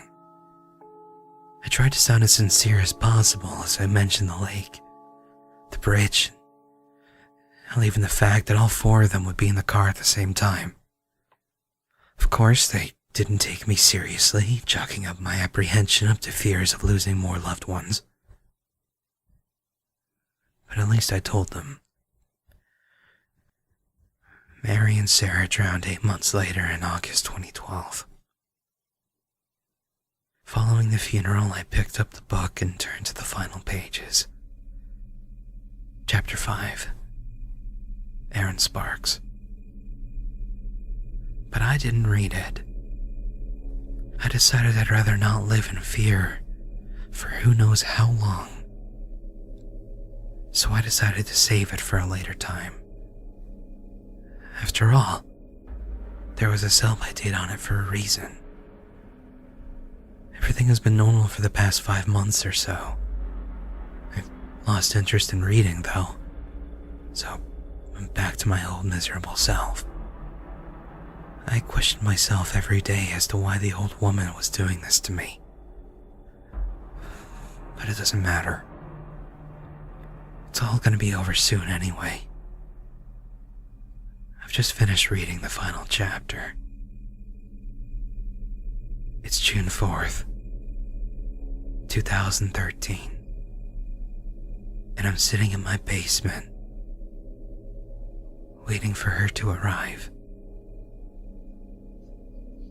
That's the way the ending goes. Or so I've read.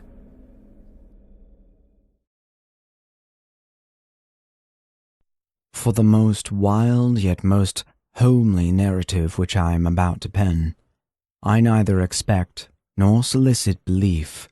Mad indeed would I be to expect it, in a case where my very senses reject their own evidence. Yet mad am I not, and very surely do I not dream. But tomorrow I die, and today I would unburden my soul. My immediate purpose is to place before the world, plainly, succinctly, and without comment, a series of mere household events. In their consequences, these events have terrified, have tortured, have destroyed me. Yet I will not attempt to expound them. To me, they have represented little but horror. To many, they will seem less terrible than Baroque's. Hereafter, perhaps, some intellect may be found which will reduce my phantasm to the commonplace, some intellect more calm, more logical, and far less excitable than my own, which will perceive, in the circumstances I detail with awe, nothing more than an ordinary succession of very natural causes and effects. From my infancy I was noted for the docility and humanity of my disposition. My tenderness of heart was even so conspicuous as to make me the jest of my companions. I was especially fond of animals, and was indulged by my parents with a great variety of pets. With these I spent most of my time, and never was so happy as when feeding and caressing them. This peculiarity of character grew with my growth, and in my manhood I derived from it one of my principal sources of pleasure. To those who have cherished an affection for a faithful and sagacious dog, I need hardly be at the trouble of explaining the nature or the intensity of the gratification thus derivable. There is something in the unselfish and self-sacrificing love of a brute which goes directly to the heart of him who has had frequent occasion to test the paltry friendship and gossamer fidelity of mere man. I married early, and was happy to find in my wife a disposition not uncongenial with my own. Observing my partiality for domestic pets, she lost no opportunity of procuring those of the most agreeable kind. We had birds, goldfish, a fine dog, rabbits, a small monkey, and a cat. This latter was a remarkably large and beautiful animal, entirely black, and sagacious to an astonishing degree. In speaking of his intelligence, my wife, who at heart was not a little tinctured with superstition, made frequent allusion to the ancient popular notion which regarded all black cats as witches in disguise. Not that she was ever serious upon this point, and I mention the matter at all for no better reason than that it happens, just now, to be remembered. Pluto, this was the cat's name, was my favorite pet and playmate. I alone fed him, and he attended me whenever I went about the house. It was even with difficulty that I could prevent him from following me through the streets. Our friendship lasted in this manner for several years, during which my general temperament and character, through the instrumentality of a fiend intemperance, had, I blush to confess it, experienced a radical alteration for the worse. I grew, day by day, more moody, more irritable, more regardless of the feelings of others. I suffered myself to use intemperate language to my wife. At length, I even offered her personal violence. My pets, of course, were made to feel the change in my disposition. I not only neglected, but ill-used them. For Pluto, however, I still retained sufficient regard to restrain me from maltreating him, as I made no scruple of maltreating the rabbits, the monkey, or even the dog, when by accident or through affection they came in my way. But my disease grew upon me, for what disease is like alcohol? And at length, even Pluto, who was now becoming old, and consequently somewhat peevish, even Pluto began to experience the effects of my ill temper. One night, returning home, much intoxicated from one of my haunts about town, I fancied that the cat avoided my presence. I seized him, when, in his fright at my violence, he inflicted a slight wound upon my hand with his teeth, the fury of a demon instantly possessed me. I knew myself no longer. My original soul seemed, at once, to take its flight from my body, and a more than fiendish malevolence, gin-nurtured, thrilled every fibre of my frame. I took from my waistcoat pocket a penknife, opened it, grasped the poor beast by the throat, and deliberately cut one of its eyes from the socket. I blush. I burn. I shudder when I pen the damnable atrocity. When reason returned with the morning, when I had slept off the fumes of the night's debauch, I experienced a sentiment half of horror, half of remorse for the crime of which I had been guilty. But it was, at best, a feeble and equivocal feeling, and the soul remained untouched. I plunged again into excess, and soon drowned in wine all memory of the deed. In the meantime, the cat slowly recovered. The socket of the lost eye presented, it is true, a frightful appearance, but he no longer appeared to suffer any pain. He went about the house as usual, but, as might be expected, fled in extreme terror at my approach. I had so much of my old heart left as to be at first grieved by this evident dislike on the part of a creature which had once so loved me. But this feeling soon gave place to irritation, and then came, as if to my final and irrevocable overthrow, the spirit of perverseness. Of this spirit philosophy takes no account, yet I am not more sure that my soul lives. That I am that perverseness is one of the primitive impulses of the human heart, one of the indivisible primary faculties or sentiments which give direction to the character of man. Who has not, 100 times, found himself committing a vile or a silly action for no other reason than because he knows he should not? Have we not a perpetual inclination in the teeth of our best judgment to violate that which is law merely because we understand it to be such? This spirit of perverseness, I say, came to my final overthrow.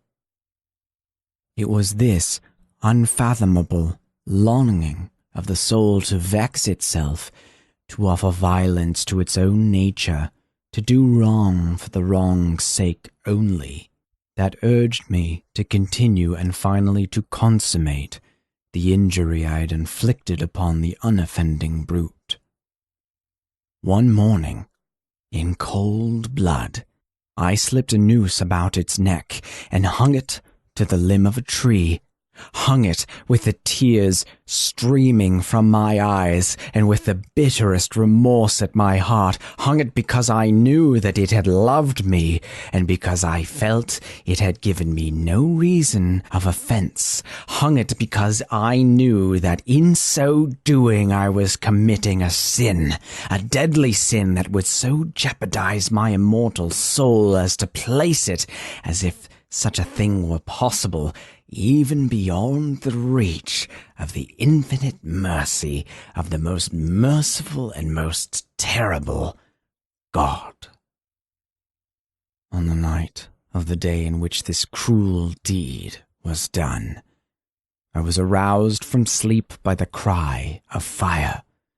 The curtains of my bed were in flames. The whole house was blazing. It was with great difficulty that my wife, a servant, and myself made our escape from the conflagration. The destruction was complete. My entire worldly wealth was swallowed up, and I resigned myself thenceforward to despair. I am above the weakness of seeking to establish a sequence of cause and effect between the disaster and the atrocity, but I am detailing a chain of facts and wish not to leave even a possible link imperfect. On the day succeeding the fire, I visited the ruins. The walls, with one exception, had fallen in. This exception was found in a compartment wall, not very thick, which stood about the middle of the house, and against which had rested the head of my bed. The plastering had here, in great measure, resisted the action of the fire, a fact which I attributed to its having been recently spread. About this wall a dense crowd were collected, and many persons seemed to be examining a particular portion of it with very minute and eager anticipation. The words "strange," "singular," and other similar expressions excited my curiosity. I approached and saw, as if graven in bas-relief upon the white surface, the figure of a gigantic cat. The impression was given with an accuracy truly marvelous. There was a rope about the animal's neck. When I first beheld this apparition, for I could scarcely regard it as less, my wonder and my terror were extreme. But at length reflection came to my aid. The cat, I remembered, had been hung in a garden adjacent to the house. Upon hearing the alarm of fire, this garden had been immediately filled by the crowd, by someone of whom the animal must have been cut from the tree and thrown through an open window into my chamber. This had probably been done with the view of arousing me from my sleep. The falling of other walls had compressed the victim of my cruelty into the substance of the freshly spread plaster, the lime of which, with the flames and the ammonia from the carcass, had then accomplished the portraiture as I saw it. Although I thus readily accounted to my reason, if not altogether to my conscience, for the startling fact just detailed, it did not less fail to make a deep impression upon my fancy. For months I could not rid myself of the phantasm of the cat, and during this period there came back to my spirit a half-sentiment that seemed, but was not, remorse. I went so far as to regret the loss of the animal, and to look about me, among the vile haunts which I now habitually frequented, for another pet of the same species and of somewhat similar appearance with which to supply its place. One night, as I sat, half stupefied, in a den of more than infamy, my attention was suddenly drawn to some black object, reposing upon the head of one of the immense hogsheads of gin, or of rum, which constituted the chief furniture of the apartment. I had been looking steadily at the top of this hogshead for some minutes, and what now caused me surprise was the fact that I had no sooner perceived the object thereupon. I approached it, and touched it with my hand. It was a black cat, a very large one, fully as large as Pluto, and closely resembling him in every respect but one. Pluto had not a white hair upon any portion of his body, but this cat had a large, although indefinite, splotch of white, covering nearly the whole region of the breast. Upon my touching him, he immediately arose, purred loudly, rubbed against my hand, and appeared delighted with my notice. This, then, was the very creature of which I was in search. I had once offered to purchase it from the landlord, but this person made no claim to it, knew nothing of it, had never seen it before. I continued my caress, and when I prepared to go home, the animal evidenced a disposition to accompany me. I permitted it to do so, occasionally stooping and patting it as I proceeded. When it reached the house, it domesticated itself at once and became immediately a great favorite with my wife. For my own part, I soon found a dislike to it arising within me. This was just the reverse of what I had anticipated, but I know not how or why it was. Its evident fondness for myself rather disgusted and annoyed. By slow degrees, these feelings of disgust and annoyance rose into the bitterness of hatred. I avoided the creature, a certain sense of shame and the remembrance of my former deed of cruelty preventing me from physically abusing it.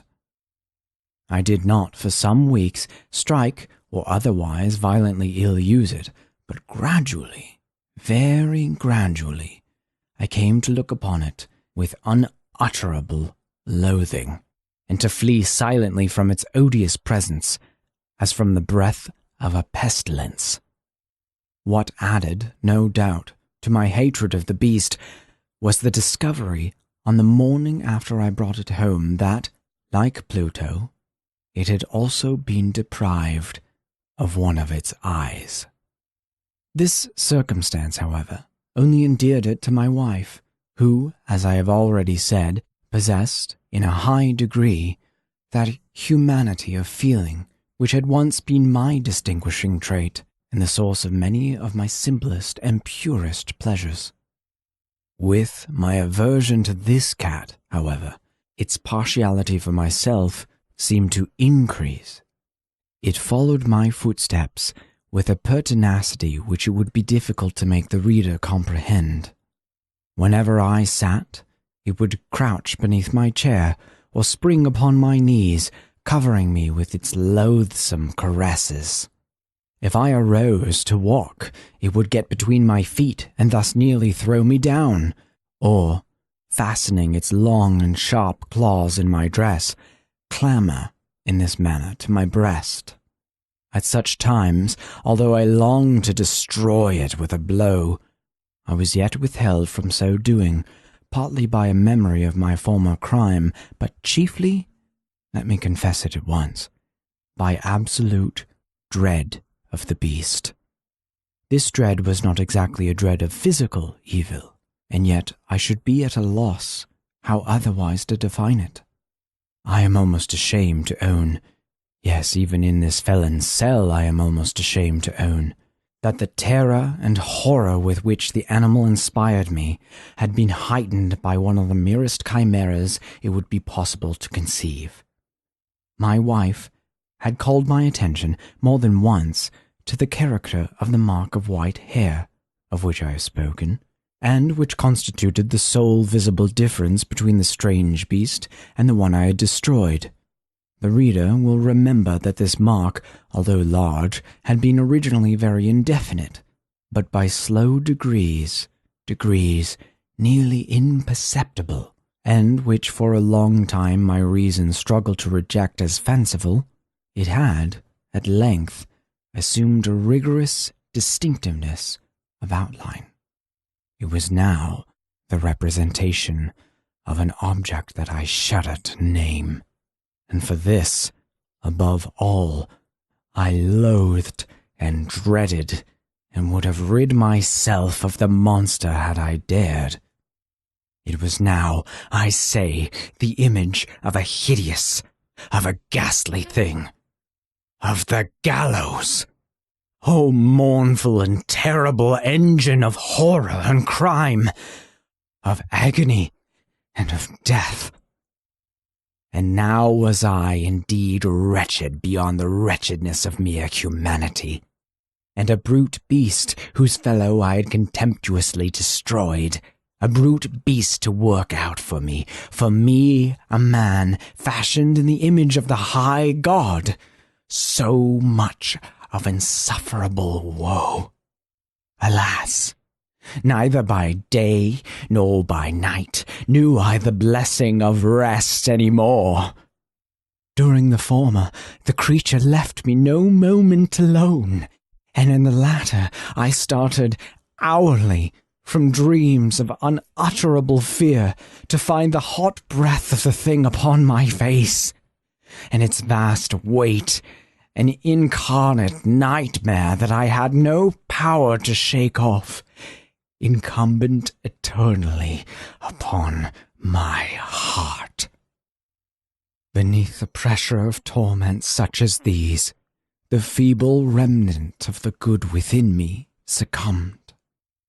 Evil thoughts became my sole intimates, the darkest and most evil of thoughts. The moodiness of my usual temper increased to hatred of all things and of all mankind, while, from the sudden, frequent, and ungovernable outbursts of a fury to which I now blindly abandoned myself, my uncomplaining wife, alas, was the most usual and the most patient of sufferers. One day she accompanied me, upon some household errand, into the cellar of the old building which our poverty compelled us to inhabit. The cat followed me down the steep stairs, and nearly throwing me headlong exasperated me to madness. Uplifting an axe, and forgetting, in my wrath, the childish dread which had hitherto stayed my hand, I aimed a blow at the animal, which, of course, would have proved instantly fatal had it descended as I wished. But this blow was arrested by the hand of my wife. Goaded by the interference into a rage more than demoniacal, I withdrew my arm from her grasp and buried the axe in her brain. She fell, dead, upon the spot, without a groan. This hideous murder accomplished, I set myself forthwith and with entire deliberation to the task of concealing the body. I knew that I could not remove it from the house either by day or by night without risk of being observed by the neighbors. Many projects entered my mind. At one period, I thought of cutting the corpse into minute fragments and destroying them by fire. At another, I resolved to dig a grave for it in the floor of the cellar. Again, I deliberated about casting it into the well in the yard, about packing it in a box as if merchandise with the usual arrangements, and so getting a porter to take it from the house. Finally, I hit upon what I considered a far better expedient than either of these. I determined to wall it up in the cellar, as the monks of the Middle Ages are recorded to have walled up their victims. For a purpose such as this, the cellar was well adapted. Its walls were loosely constructed, and had lately been plastered throughout with a rough plaster, which the dampness of the atmosphere had prevented from hardening.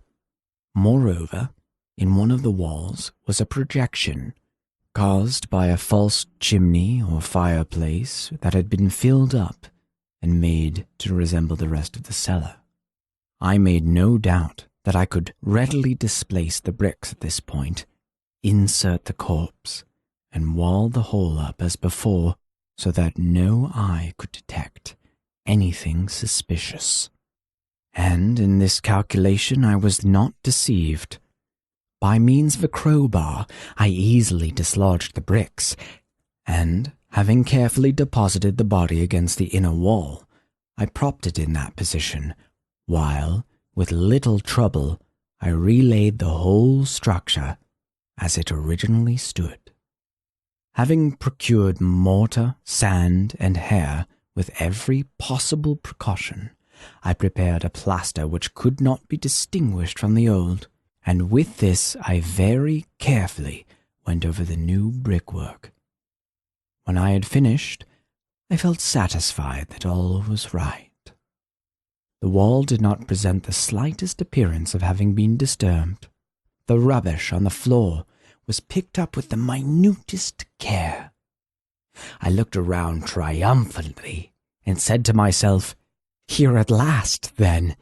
My labor has not been in vain." My next step was to look for the beast which had been the cause of so much wretchedness, for I had, at length, firmly resolved to put it to death. Had I been able to meet with it at the moment, there could have been no doubt of its fate. But it appeared that the crafty animal had been alarmed at the violence of my previous anger, and forbore to present itself in my present mood. It is impossible to describe or to imagine the blissful sense of relief which the absence of the detested creature occasioned in my bosom. And thus for one night at least, since its introduction into the house, I soundly and tranquilly slept. I slept even with the burden of murder upon my soul. The second and the third day passed, and still my tormentor came not. Once again I breathed as a freeman. The monster in terror had fled the premises forever. I should behold it no more. My happiness was supreme. The guilt of my dark deed disturbed me but little. Some few inquiries had been made, but these had been readily answered. Even a search had been instituted, but of course nothing was to be discovered. I looked upon my future felicity as secured. Upon the fourth day of the assassination, a party of the police came, very unexpectedly, into the house and proceeded again to make a rigorous investigation of the premises. Secure, however, was the inscrutability of my place of concealment. I felt no embarrassment whatever. The officers bade me accompany them in their search. They left no nook or corner unexplored. At length, for the third or fourth time, they descended into the cellar. I quivered not in a muscle. My heart beat calmly as that of one who slumbers in innocence. I walked the cellar from end to end. I folded my arms upon my bosom and roamed easily to and fro. The police were thoroughly satisfied and prepared to depart. Oh, the glee in my heart was too strong to be restrained. I burned to say, if but one word, by way of triumph, and to render doubly sure their assurance of my guiltlessness. "Gentlemen," I said at last, as the party ascended the steps, "I delight to have allayed your suspicions. I wish you all health and a little more courtesy. By the by, gentlemen, this is a very well-constructed house." In the rabid desire to say something easily, I scarcely knew what I uttered at all. "I may say an excellently well-constructed house. These walls— Are you going, gentlemen? These walls are solidly put together." And here, through the mere frenzy of bravado, I rapped heavily, with a cane which I held in my hand, upon that very portion of the brickwork behind which stood the corpse of the wife of my bosom. But may God shield and deliver me from the fangs of the arch-fiend. No sooner had the reverberations of my blows sunk into silence than I was answered by a voice from within the tomb, by a cry, at first muffled and broken, like the sobbing of a child, and then quickly swelling into one long, loud, and continuous scream, utterly anomalous and unhuman. A howl, a wailing shriek, half of horror and half of triumph, such as might have arisen only out of hell, conjointly from the throats of the damned in their agony and the demons that exult in the damnation. Of my own thoughts it is folly to speak. Swooning, I staggered to the opposite wall. For one instant, the party upon the stairs remained motionless, through extremity of terror and awe. In the next, a dozen stout arms were toiling at the wall. It fell bodily. The corpse, already greatly decayed and clotted with gore, stood erect before the eyes of the spectators. Upon its head, with red extended mouth and solitary eye of fire, sat the hideous beast whose craft had seduced me into murder and whose informing voice had consigned me to the hangman. I had walled the monster up within the tomb.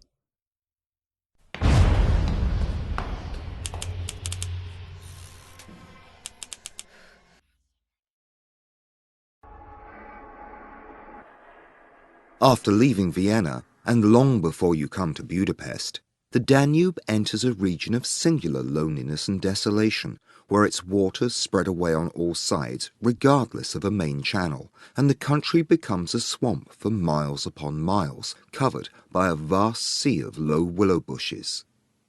On the big maps, this deserted area is painted in a fluffy blue, growing fainter in colour as it leaves the banks, and across it may be seen in large, straggling letters the word Sumpfer, meaning marshes. In high flood, this great acreage of sand, shingle beds, and willow-grown islands is almost topped by the water, but in normal seasons the bushes bend and rustle in the free winds, showing their silver leaves to the sunshine in an ever-moving plain of bewildering beauty. These willows never attain to the dignity of trees.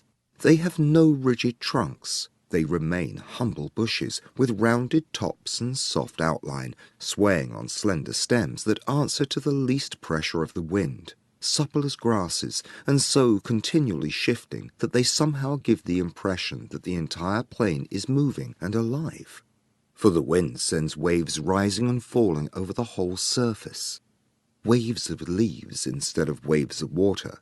Green swells like the sea, too, until the branches turn and lift, and then silvery white as their underside turns to the sun. Happy to slip beyond the control of the stern banks, the Danube here wanders about at will among the intricate network of channels intersecting the islands everywhere, with broad avenues down which the waters pour with a shouting sound, making whirlpools, eddies, and foaming rapids, tearing at the sandy banks, carrying away masses of shore and willow clumps, and forming new islands innumerably, which shift daily in size and shape, and possess at best an impertinent life, since the flood time obliterates their very existence. Properly speaking, this fascinating part of the river's life begins soon after leaving Pressburg, and we, in our Canadian canoe, with gypsy tent and frying pan on board, reached it on the crest of a rising flood about mid-July. That very same morning, when the sky was reddening before sunrise, we had slipped swiftly through the still sleeping Vienna, leaving it a couple of hours later a mere patch of smoke against the blue hills of the Wienerwald on the horizon. We had breakfasted below Fischermund under a grove of birch trees roaring in the wind, and had then swept on the tearing current past Orth, Hainburg, Petronell, the old Roman Carnuntum of Marcus Aurelius, and so under the frowning heights of Thelsen on a spur of the Carpathians, where the march steals in quietly from the left and the frontier is crossed between Austria and Hungary.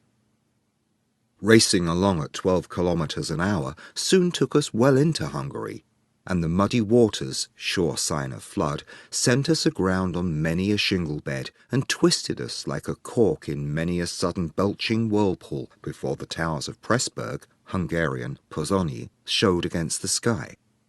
And then the canoe, leaping like a spirited horse, flew at top speed under the grey walls, negotiated safely the sunken chain of the Flagenderbrücke ferry, turned the corner sharply to the left, and plunged on yellow foam into the wilderness of islands, sandbanks, and swampland beyond.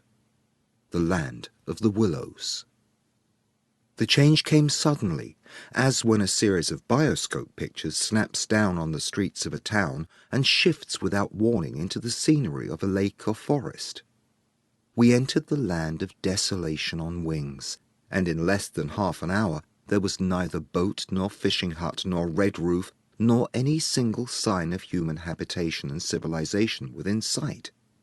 The sense of remoteness from the world of humankind, The utter isolation, the fascination of this singular world of willows, winds, and waters instantly laid its spell upon us both, so that we allowed laughingly to one another that we ought by rights to have held some special kind of passport to admit us, and that we had, somewhat audaciously, come without asking leave into a special little kingdom of wonder and magic, a kingdom that was reserved for the use of others who had a right to it, with everywhere unwritten warnings to trespassers for those who had the imagination to discover them. Though still early in the afternoon, the ceaseless buffetings of the most tempestuous wind made us feel weary, and we at once began casting about for a suitable camping ground for the night. But the bewildering character of the islands made landing difficult. The swirling flood carried us inshore and then swept us out again. The willow branches tore our hands as we seized them to stop the canoe, and we pulled many a yard of sandy bank into the water before at length we shot with a great sideways blow from the wind into a backwater and managed to beach the bows in a cloud of spray. Then we lay panting and laughing after our exertions on the hot yellow sand, sheltering from the wind, and in the full blaze of a scorching sun, a cloudless blue sky above, and an immense army of dancing, shouting willow bushes closing in from all sides, shining with spray and clapping their 1,000 little hands as though to applaud the success of our efforts. "What a river!" I said to my companion, thinking of all the way we had travelled from the source in the Black Forest, and how he had often been obliged to wade and push in the upper shallows at the beginning of June. "Won't stand much nonsense now, will it?" he said, pulling the canoe a little farther into safety up the sand, and then composing himself for a nap. I lay by his side, happy and peaceful in the bath of the elements. Water, wind, sand, and the great fire of the sun, thinking of the long journey that lay behind us, and of the great stretch before us to the Black Sea, and how lucky I was to have such a delightful and charming travelling companion as my friend the Swede. We had made many similar journeys together, but the Danube, more than any other river I knew, impressed us from the very beginning with its aliveness. From its tiny bubbling entry into the world among the pinewood gardens of Donaueschingen, until this moment, when it began to play the great river game of losing itself among the deserted swamps, unobserved, unrestrained, it had seemed to us like following the groan of some living creature, sleepy at first, but later developing violent desires as it became conscious of its deep soul. It rolled like some huge fluid being through all the countries we had passed, holding our little craft on its mighty shoulders, playing roughly with us sometimes, yet always friendly and well-meaning, till at length we had come inevitably to regard it as a great personage. How, indeed, could it be otherwise, since it told us so much of its secret life? At night we heard it singing to the moon as we lay in our tent, uttering that odd sibilant note peculiar to itself, and said to be caused by the rapid tearing of the pebbles along its bed, so great is its hurrying speed. We knew, too, the voice of its gurgling whirlpools, suddenly bubbling up on a surface previously quite calm, the roar of its shallows and swift rapids, its constant steady thundering below all mere surface sounds, and that ceaseless tearing of its icy waters at the banks. How it stood up and shouted when the rains fell flat upon its face, and how its laughter roared out when the wind blew upstream and I tried to stop its growing speed. We knew all its sounds and voices, its tumblings and foamings, its unnecessary splashing against the bridges, that self-conscious chatter when there were hills to look on, the affected dignity of its speech when it passed through the little towns, far too important to laugh, and all these faint, sweet whisperings when the sun caught it fairly in some slow curve and poured down upon it till the steam rose. It was full of tricks, too. In its early life, before the great world knew it, there were places in the upper reaches among the Swabian forests, when yet the first whispers of its destiny had not reached it, where it elected to disappear through holes in the ground, to appear again on the other side of the porous limestone hills and start a new river with another name, leaving, too, so little water in its own bed that we had to climb out and wade and push the canoe through miles of shallows. And a chief pleasure in those early days of its irresponsible youth was to lie low, like Brer Fox, just before the little turbulent tributaries came to join it from the Alps, and to refuse to acknowledge them when in, but to run for miles side by side, the dividing line well marked, the very levels different. The Danube utterly declined to recognize the newcomer. Below Passau, however, it gave up this particular trick, for there the Inn comes in with a thundering power impossible to ignore, and so pushes and incommodes the parent river that there is hardly room for them in the long twisting gorge that follows, and the Danube is shoved this way and that against the cliffs, and forced to hurry itself with great waves and much dashing to and fro in order to get through in time. And during the fight, our canoe slipped down from its shoulder to its breast, and had the time of its life among the struggling waves. But the Inn taught the old river a lesson, and after Passau it no longer pretended to ignore new arrivals. This was many days back, of course, and since then we had come to know other aspects of the great creature, and across the Bavarian wheat plain of Straubing she wandered so slowly under the blazing June sun that we could well imagine only the surface inches were water, while below there moved, concealed as by a silken mantle, a whole army of undines, passing silently and unseen down to the sea, and very leisurely too, lest they be discovered. Much, too, we forgave her because of her friendliness to the birds and animals that haunted the shores. Cormorants lined the banks in lonely places in rows like short black palings.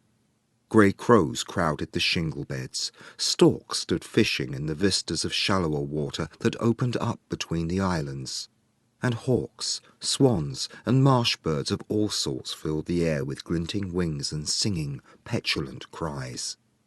It was impossible to feel annoyed with the river's vagaries after seeing a deer leap with a splash into the water at sunrise and swim past the bows of the canoe, and often we saw fawns peering at us from the underbrush, or look straight into the brown eyes of a stag as we charged full tilt round a corner and entered another reach of the river.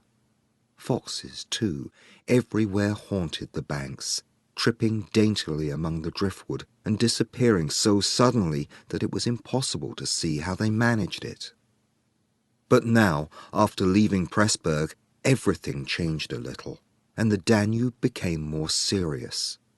It ceased trifling. It was halfway to the Black Sea, within seeming distance almost of other, stranger countries where no tricks would be permitted or understood. It became suddenly grown up and claimed our respect and even our awe. It broke out into three arms, for one thing, that only met again 100 kilometers farther down, and for a canoe there were no indications which one was intended to be followed. "If you take a side channel," said the Hungarian officer we met in the Pressburg shop while buying provisions, "you may find yourself, when the flood subsides, 40 miles from anywhere, high and dry, and you may easily starve. There are no people, no farms, no fishermen. I warn you not to continue. The river, too, is still rising, and this wind will increase." The rising river did not alarm us in the least, but the matter of being left high and dry by a sudden subsidence of the waters might be serious, and we had consequently laid in an extra stock of provisions. For the rest, the officer's prophecy held true, and the wind, blowing down a perfectly clear sky, increased steadily till it reached the dignity of a westerly gale.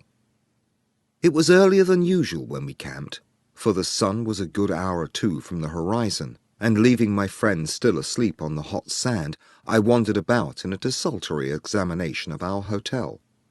The island, I found, was less than an acre in extent, a mere sandy bank standing some 2 or 3 feet above the level of the river.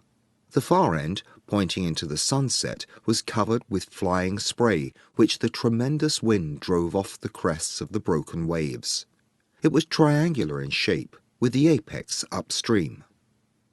I stood there for several minutes, watching the impetuous crimson flood bearing down with a shouting roar, dashing in waves against the bank as though to sweep it bodily away, and then swirling by in two foaming streams on either side.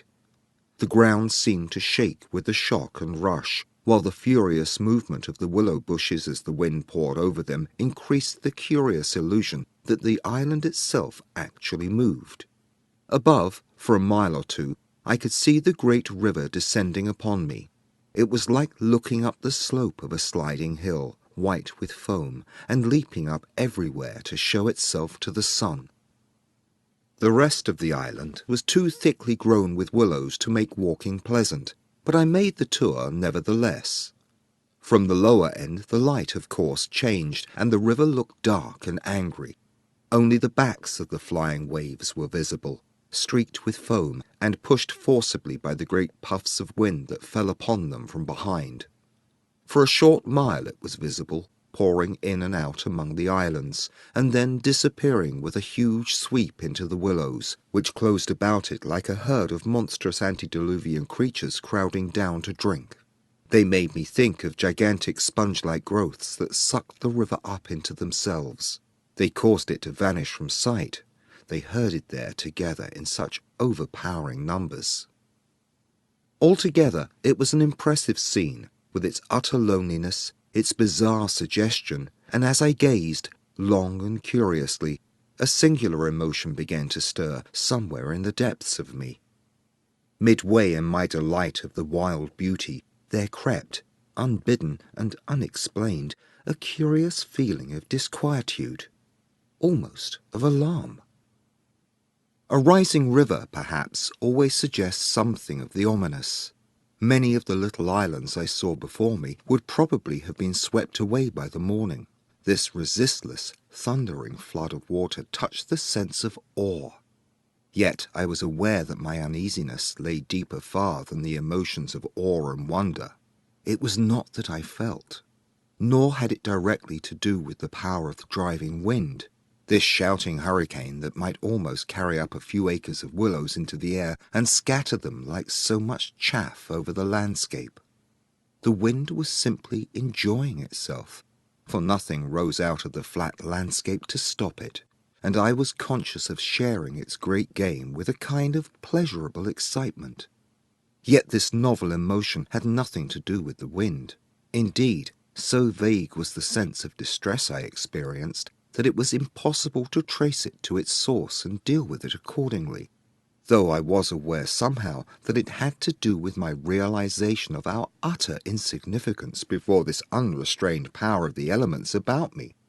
This huge-grown river had something to do with it too, a vague, unpleasant idea that we had somehow trifled with these great elemental forces in whose power we lay helpless every hour of the day and night.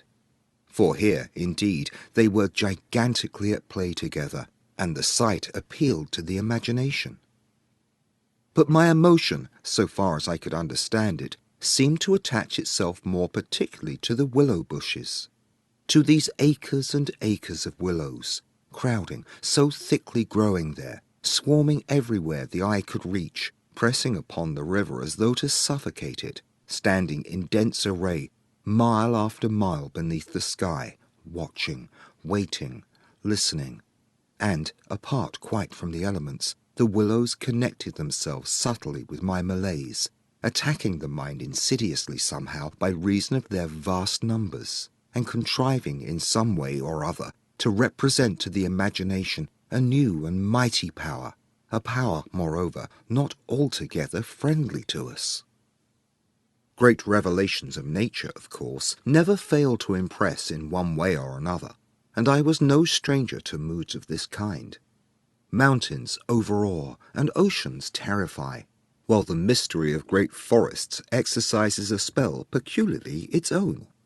But all of these, at one point or another, somewhere link on intimately with human life and human experience, They stir comprehensible, even if alarming, emotions. They tend on the whole to exalt. With this multitude of willows, however, it was something far different, I felt. Some essence emanated from them that besieged the heart. A sense of awe awakened, true, but of awe touched somewhere by a vague terror. Their serried ranks, growing everywhere darker about me as the shadows deepened, moving furiously yet softly in the wind, woke in me the curious and unwelcome suggestion that we had trespassed here upon the borders of an alien world, a world where we were intruders, a world where we were not wanted or invited to remain, where we ran grave risks, perhaps. The feeling, however, though it refused to yield its meaning entirely to analysis, did not at the time trouble me by passing into menace. Yet it never left me quite, even during the very practical business of putting up the tent in a hurricane of wind and building a fire for the stew-pot. It remained just enough to bother and perplex, and to rob a most delightful camping ground of a good portion of its charm. To my companion, however, I said nothing, for he was a man I considered devoid of imagination. In the first place, I could never have explained to him what I meant, and in the second, he would have laughed stupidly at me if I had. There was a slight depression in the centre of the island, and here we pitched the tent. The surrounding willows broke the wind a bit. "A poor camp," observed the imperturbable Swede, when at last the tent stood upright. "No stones and precious little firewood. I'm for moving on early tomorrow, eh? This sand won't hold anything." But the experience of a collapsing tent at midnight had taught us many devices, and we made this cosy gypsy house as safe as possible, and then set about collecting a store of wood to last till bedtime. Willow bushes dropped no branches, and driftwood was our only source of supply. We hunted the shores pretty thoroughly. Everywhere the banks were crumbling as the rising flood tore at them and carried away great portions with a splash and a gurgle. "The island's much smaller than when we landed," said the accurate Swede. "It won't last long at this rate. We'd better drag the canoe close to the tent, and be ready to start at a moment's notice. I shall sleep in my clothes." He was a little distance off, climbing along the bank. I heard his rather jolly laugh as he spoke. "By Jove!" I heard him call a moment later, and turned to see what had caused his exclamation. But for the moment he was hidden by the willows, and I could not find him. "What in the world is this?" I heard him cry again, and this time his voice had become serious. I ran up quickly and joined him on the bank. He was looking over the river, pointing at something in the water. "Good heavens! It's a man's body!" he cried excitedly. "Look!" A black thing, turning over and over in the foaming waves, swept rapidly past. It kept disappearing and coming up to the surface again. It was about 20 feet from the shore, and just as it was opposite to where we stood, it lurched round and looked straight at us. We saw its eyes reflecting the sunset, and gleaming an odd yellow as the body turned over.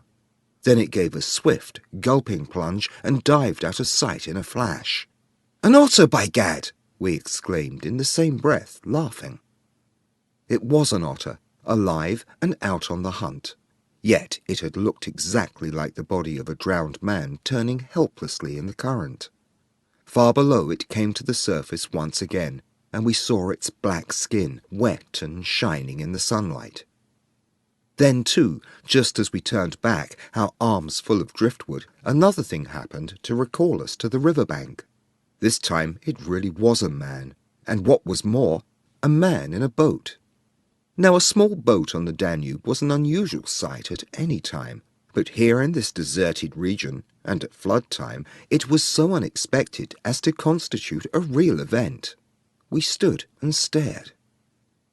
Whether it was due to the slanting sunlight or the refraction from the wonderfully illumined water, I cannot say, but, whatever the cause, I found it difficult to focus my sight properly upon the flying apparition. It seemed, however, to be a man standing upright in a sort of flat-bottomed boat, steering with a long oar, and being carried down the opposite shore at a tremendous pace. He apparently was looking across in our direction, but the distance was too great and the light too uncertain for us to make out very plainly what he was about. It seemed to me that he was gesticulating and making signs at us. His voice came across the water to us, shouting something furiously, but the wind drowned it, so that no single word was audible. There was something curious about the whole appearance. Man, boat, signs, voice, that made an impression on me out of all proportion to its cause. "He's crossing himself," I cried. "Look, he's making the sign of the cross." "I believe you're right," the Swede said, shading his eyes with his hand and watching the man out of sight. He seemed to be gone in a moment, melting away down there into the sea of willows where the sun caught them in the bend of the river and turned them into a great crimson wall of beauty. Mist, too, had begun to rise, so that the air was hazy. "But what in the world is he doing at nightfall on this flooded river?" I said, half to myself. "Where is he going at such a time? And what did he mean by his signs and shouting? Do you think he wished to warn us about something?" "He saw our smoke and thought we were spirits, probably," laughed my companion. "These Hungarians believe in all sorts of things. You remember the shopwoman at Pressburg warning us that no one ever landed here because it belonged to some sort of beings outside man's world? I suppose they believe in fairies and elementals, possibly demons too. That peasant in the boat saw people on the island for the first time in his life," he added, after a slight pause, "and it scared him. That's all." The Swede's tone of voice was not convincing, and his manner lacked something that was usually there. I noted the change instantly while he talked, though without being able to label it precisely. "If they had enough imagination," I laughed loudly. I remember trying to make as much noise as I could. "They might well people a place like this with the old gods of antiquity. The Romans must have haunted all this region more or less, with their shrines and sacred groves and elemental deities." The subject was dropped and we returned to our stew-pot, for my friend was not given to imaginative conversation as a rule. Moreover, just then I remember feeling distinctly glad that he was not imaginative. His stolid, practical nature suddenly seemed to me welcome and comforting. It was an admirable temperament, I felt. He could steer down rapids like a Red Indian, shoot dangerous bridges and whirlpools better than any white man I ever saw in a canoe. He was a grand fellow for an adventurous trip, a tower of strength when untoward things happened. I looked at his strong face and light curly hair as he staggered along under his pile of driftwood, twice the size of mine, and I experienced a feeling of relief. Yes, I was distinctly glad just then that the Swede was what he was, and that he never made remarks that suggested more than they said. "The river's still rising, though," he added, as if following out some thoughts of his own, and dropping his load with a gasp. "This island will be under water in 2 days if it goes on." "I wish the wind would go down," I said. "I don't care a fig for the river." The flood, indeed, had no terrors for us. We could get off at 10 minutes' notice, and the more water the better we liked it. It meant an increasing current and the obliteration of the treacherous shingle beds that so often threatened to tear the bottom out of our canoe. Contrary to our expectations, the wind did not go down with the sun. It seemed to increase with the darkness, howling overhead and shaking the willows round us like straws. Curious sounds accompanied it sometimes, like the explosion of heavy guns, and it fell upon the water and the island in great flat blows of immense power. It made me think of the sounds a planet must make, could we only hear it, driving along through space. But the sky kept wholly clear of clouds, and soon after supper the full moon rose up in the east and covered the river and the plain of shouting willows with a light like the day. We lay on the sandy patch beside the fire, smoking, listening to the noises of the night round us. and talking happily of the journey we had already made and of our plans ahead. The map lay spread in the door of the tent, but the high wind made it hard to study, and presently we lowered the curtain and extinguished the lantern. The firelight was enough to smoke and see each other's faces by, and the sparks flew about overhead like fireworks. A few yards beyond, the river gurgled and hissed, and from time to time a heavy splash announced the falling away of further portions of the bank. Our talk, I noticed, had to do with the faraway scenes and incidents of our first camps in the Black Forest, or of other subjects altogether remote from the present setting, for neither of us spoke of the actual moment more than was necessary, almost as though we had agreed tacitly to avoid discussion of the camp and its incidents. Neither the otter nor the boatman, for instance, received the honour of a single mention, though ordinarily these would have furnished discussion for the greater part of the evening. They were, of course, distinct events in such a place. The scarcity of wood made it a business to keep the fire going, for the wind that drove the smoke in our faces wherever we sat helped at the same time to make a forced draught. We took it in turn to make some foraging expeditions into the darkness, and the quantity the Swede brought back always made me feel that he took an absurdly long time finding it. For the fact was, I did not care much about being left alone, and yet it always seemed to be my turn to grub around among the bushes or scramble along the slippery banks in the moonlight.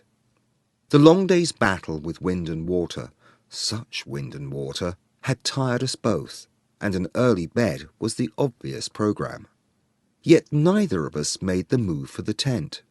We lay there, tending the fire, talking in a desultory fashion, peering about us into the dense willow bushes, and listening to the thunder of wind and river.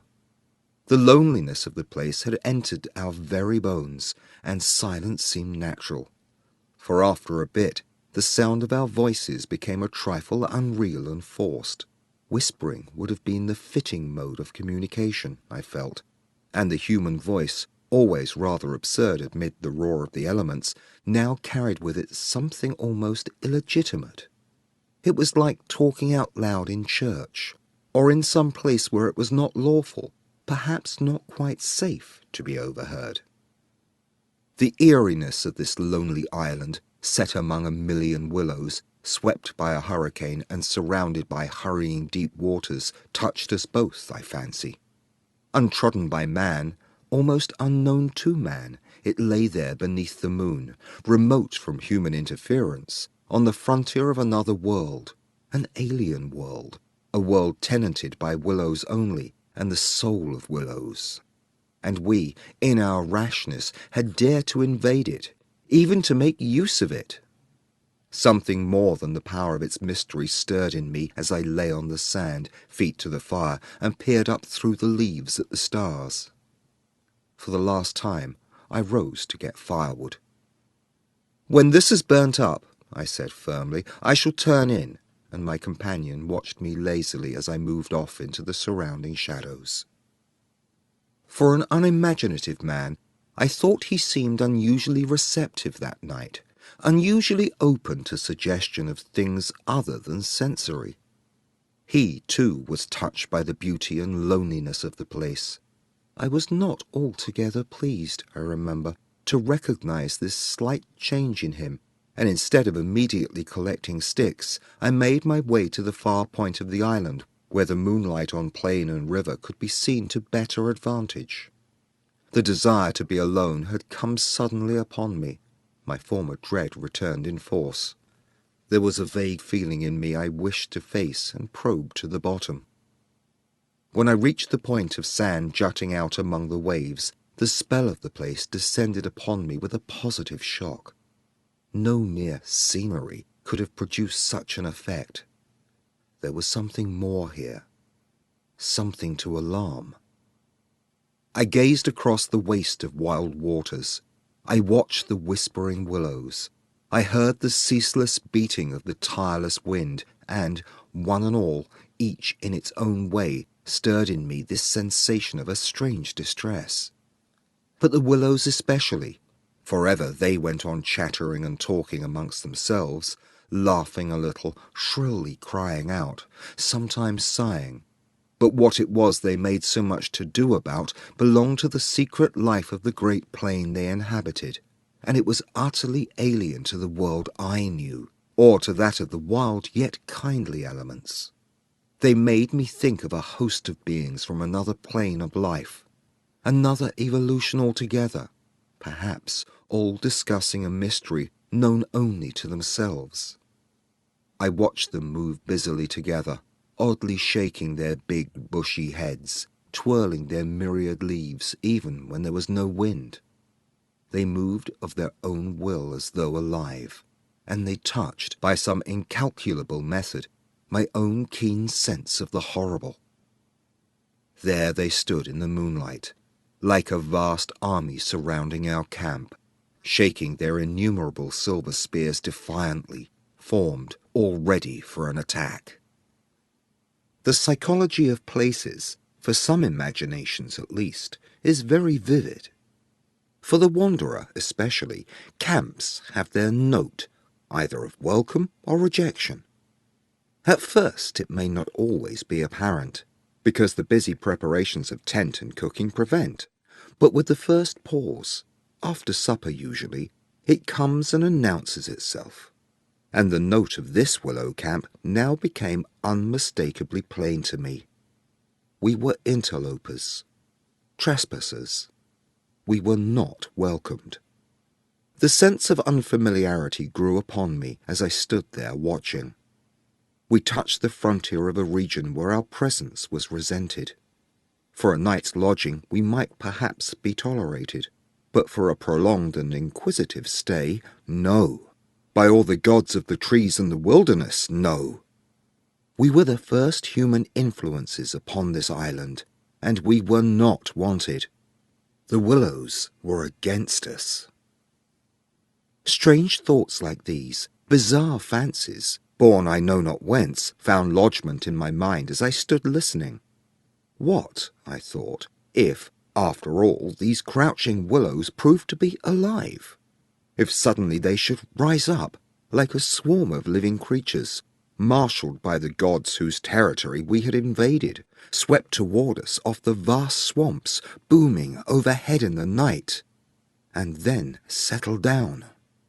As I looked, it was so easy to imagine they actually moved, crept nearer, retreated a little, huddled together in masses, hostile, waiting for the great wind that should finally start them a-running. I could have sworn their aspect changed a little, and their ranks deepened and pressed more closely together. The melancholy shrill cry of a night bird sounded overhead, and suddenly I nearly lost my balance as the piece of bank I stood upon fell with a great splash into the river, undermined by the flood.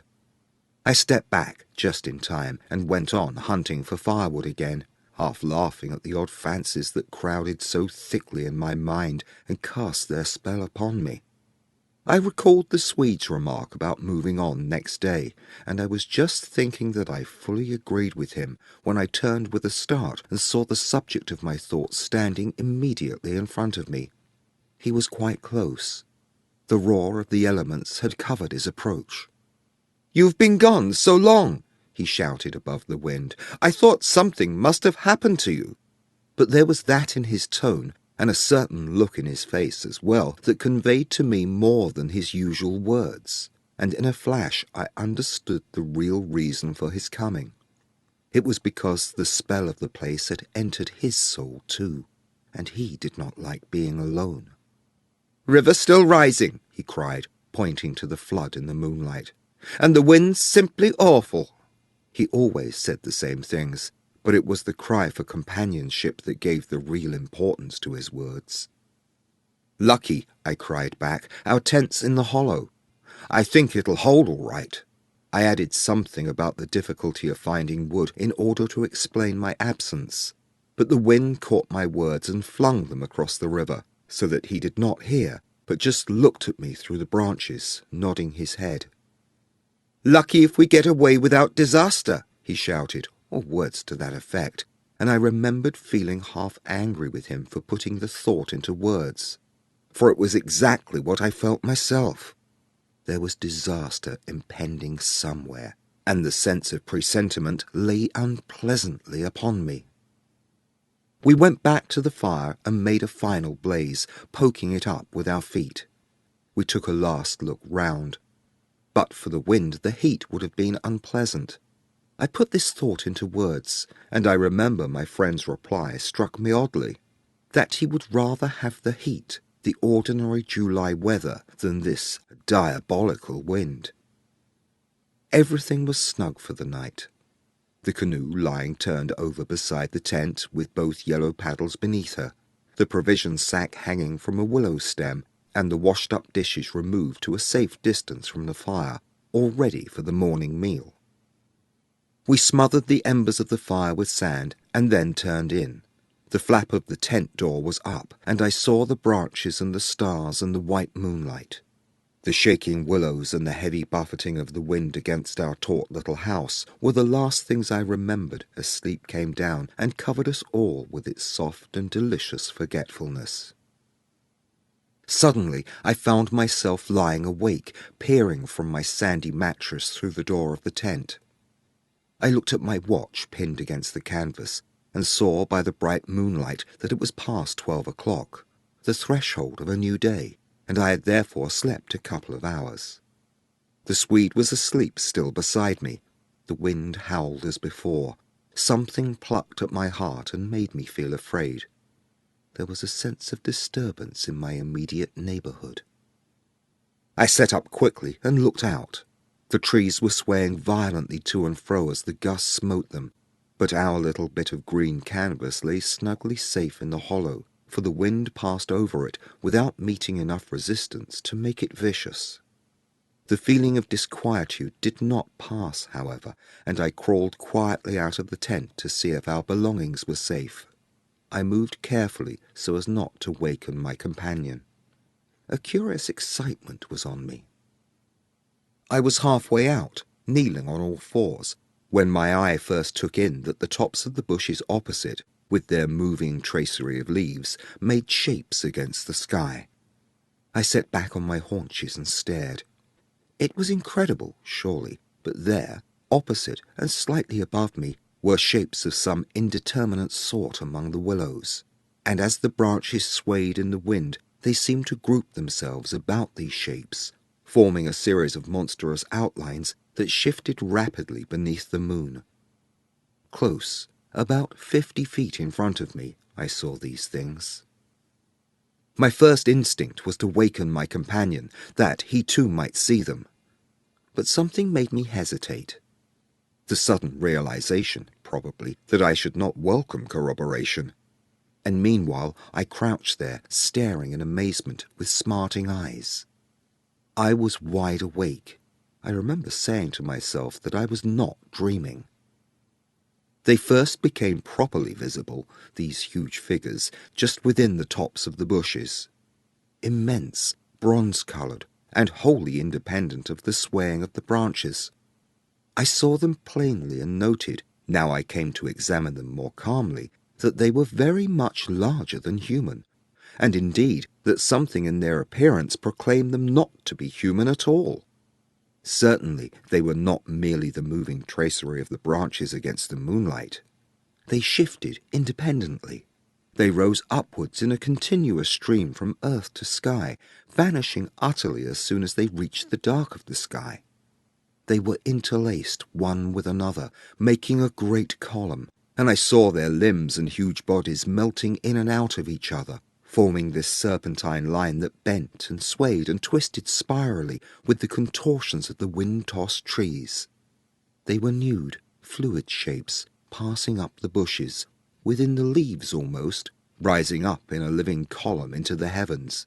Their faces I never could see.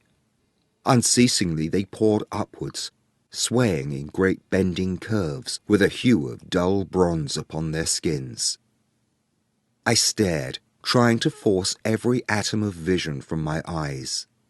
For a long time I thought they must every moment disappear and resolve themselves into movements of the branches, and proved to be an optical illusion. I searched everywhere for a proof of reality, while all the while I understood quite well that the standard of reality had changed. For the longer I looked, the more certain I became that the figures were real and living, though, perhaps, not according to the standards that the camera and the biologist would insist upon. Far from feeling fear, I was possessed with a sense of awe and wonder such as I have never known. I seemed to be gazing at the personified elemental forces of this haunted and primeval region.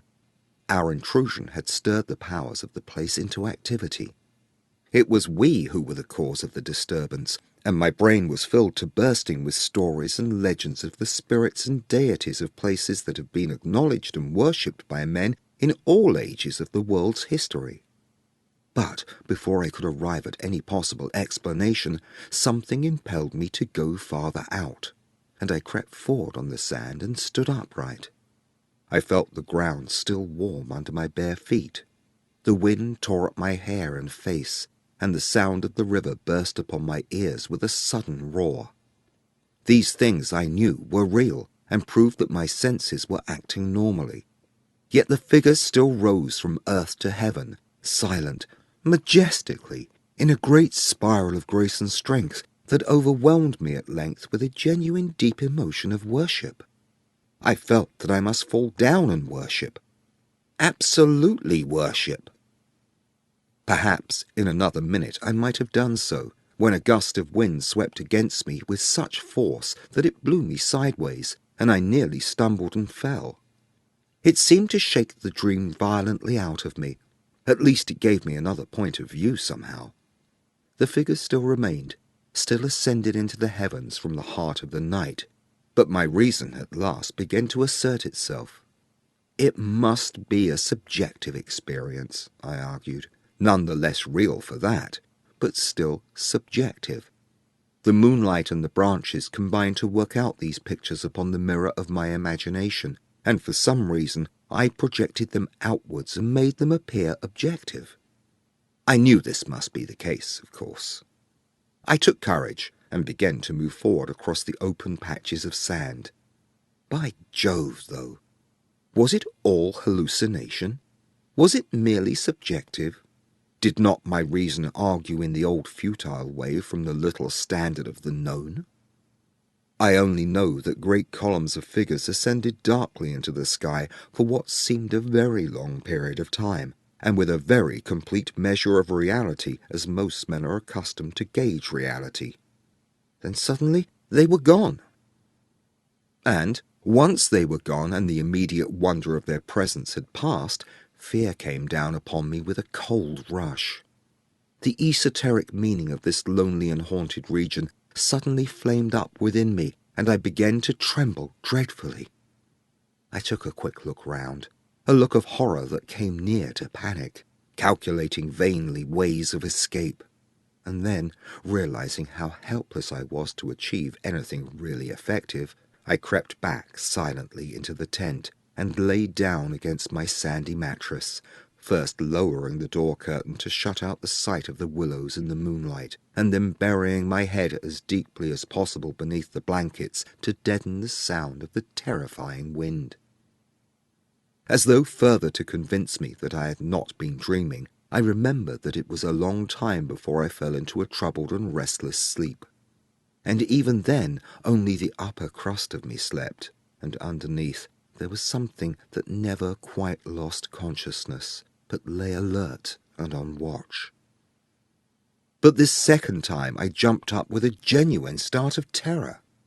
It was neither the wind nor the river that woke me, but the slow approach of something that caused the sleeping portion of me to grow smaller and smaller, till at last it vanished altogether, and I found myself sitting bolt upright, listening. Outside there was a sound of multitudinous little patterings. They had been coming, I was aware, for a long time, and in my sleep they had first become audible. I sat there nervously wide awake, as though I had not slept at all.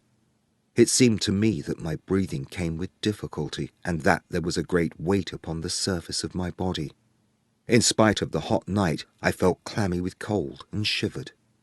Something surely was pressing steadily against the sides of the tent and weighing down upon it from above. Was it the body of the wind? Was this the pattering rain, the dripping of the leaves, the spray blown from the river by the wind and gathering in big drops? I thought quickly of a dozen things. Then, suddenly, the explanation leapt into my mind. A bough from the poplar, the only large tree on the island, had fallen with the wind. Still half caught by the other branches, it would fall with the next gust and crush us.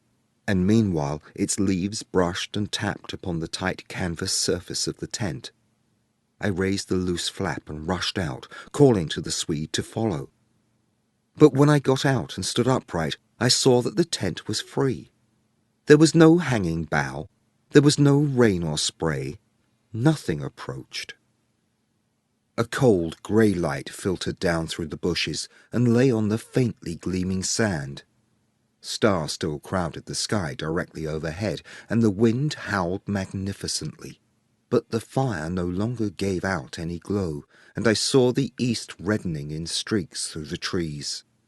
Several hours must have passed since I stood there before watching the ascending figures, and the memory of it now came back to me horribly, like an evil dream. Oh, how tired it made me feel, that ceaseless, raging wind. Yet, though the deep lassitude of a sleepless night was on me, my nerves were tingling with the activity of an equally tireless apprehension, and all idea of repose was out of the question. The river, I saw, had risen further. Its thunder filled the air, and a fine spray made itself felt through my thin sleeping shirt. Yet nowhere did I discover the slightest evidence of anything to cause alarm. This deep, prolonged disturbance in my heart remained wholly unaccounted for. My companion had not stirred when I called him, and there was no need to waken him now. I looked about me carefully, noting everything. The turned-over canoe, the yellow paddles, 2 of them, I'm certain, the provision sack and the extra lantern hanging together from the tree, and, crowding everywhere about me, enveloping all, the willows, those endless shaking willows. A bird uttered its morning cry, and a string of duck passed with whirring flight overhead in the twilight. The sand whirled dry and stinging about my bare feet in the wind. I walked round the tent, and then went back out a little way into the bush, so that I could see across the river to the farthest landscape, and the same profound yet indefinable emotion of distress seized upon me again as I saw the indeterminable sea of bushes stretching to the horizon, looking ghostly and unreal in the wan light of dawn. I walked softly here and there, still puzzling over the odd sound of infinite pattering, and of that pressure upon the tent that had wakened me. It must have been the wind, I reflected, the wind bearing up the loose, hot sand, driving the dry particles smartly against the taut canvas, the wind dropping heavily upon our fragile roof. Yet all the time my nervousness and malaise increased appreciably. I crossed over to the farther shore and noted how the coastline had altered in the night, and what masses of sand the river had torn away. I dipped my hands and feet into the cool current and bathed my forehead. Already there was a glow of sunrise in the sky and the exquisite freshness of coming day. On my way back, I passed purposely beneath the very bushes where I had seen the column of figures rising into the air, and midway along the clumps, I suddenly found myself overtaken by a sense of vast terror. From the shadows, a large figure went swiftly by. Someone passed me, as sure as ever man did. It was a great staggering blow from the wind that helped me forward again, and once out in the more open space, the sense of terror diminished strangely. The winds were about and walking, I remember saying to myself, for the winds often moved like great presences under the trees. And although the fear that hovered about me was such an unknown and immense kind of fear, so unlike anything I had ever felt before, that it woke a sense of awe and wonder in me that did much to counteract its worst effects. and when I reached a high point in the middle of the island, from which I could see the wide stretch of river, crimson in the sunrise, the whole magical beauty of it all was so overpowering that a sort of wild yearning woke in me and almost brought a cry up in my throat. But this cry found no expression, for as my eyes wandered from the plain below to the island round me and noted our little tent half hidden among the willows, a dreadful discovery leapt out at me, compared to which my terror of the walking winds seemed as nothing at all. For a change, I thought, had somehow come about in the arrangement of the landscape. It was not that my point of vantage gave me a different view, but that an alteration had apparently been effected in the relation of the tent to the willows, and of the willows to the tent. Surely the bushes now crowded much closer, unnecessarily, unpleasantly close. They had moved nearer. Creeping with silent feet over the shifting sands, drawing imperceptibly nearer by soft, unhurried movements, the willows had come closer during the night. But had the wind moved them, or had they moved of themselves?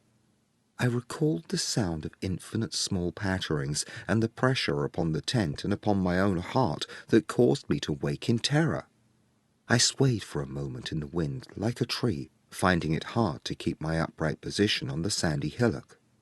There was a suggestion here of personal agency, of deliberate intention, of aggressive hostility, and it terrified me into a sort of rigidity. Then the reaction followed quickly. The idea was so bizarre, so absurd, that I felt inclined to laugh. But the laughter came no more readily than the cry, for the knowledge that my mind was so receptive to such dangerous imaginings brought the additional terror that it was through our minds and not through our physical bodies that the attack would come, and was coming. The wind buffeted about me, and very quickly it seemed the sun came up over the horizon, for it was after 4 o'clock, and I must have stood on that little pinnacle of sand longer than I knew, afraid to come down to close quarters with the willows. I returned, quietly, creepily, to the tent, first taking another exhaustive look round and, yes, I confess it, making a few measurements. I paced out on the warm sand the distances between the willows and the tent, making a note of the shortest distance particularly. I crawled stealthily into my blankets. My companion, to all appearances, still slept soundly, and I was glad that this was so. Provided my experiences were not corroborated, I could find strength somehow to deny them, perhaps.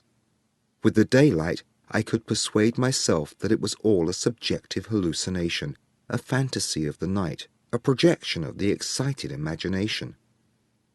Nothing further came in to disturb me, and I fell asleep almost at once, utterly exhausted, yet still in dread of hearing again that weird sound of multitudinous pattering, or of feeling the pressure upon my heart that had made it difficult to breathe. The sun was high in the heavens when my companion woke me from a heavy sleep and announced that the porridge was cooked and there was just time to bathe. The grateful smell of frizzling bacon entered the tent door. "River still rising," he said, "and several islands out in midstream have disappeared altogether. Our own island's much smaller." "Any wood left?" I asked sleepily. "The wood and the island will finish tomorrow in a dead heat," he laughed, "but there's enough to last us till then." I plunged in from the point of the island, which had indeed altered a lot in size and shape during the night, and was swept down in a moment to the landing place opposite the tent. The water was icy, and the banks flew by like the country from an express train. Bathing under such conditions was an exhilarating operation, and the terror of the night seemed cleansed out of me by a process of evaporation in the brain. The sun was blazing hot, not a cloud showed itself anywhere. The wind, however, had not abated one little jot.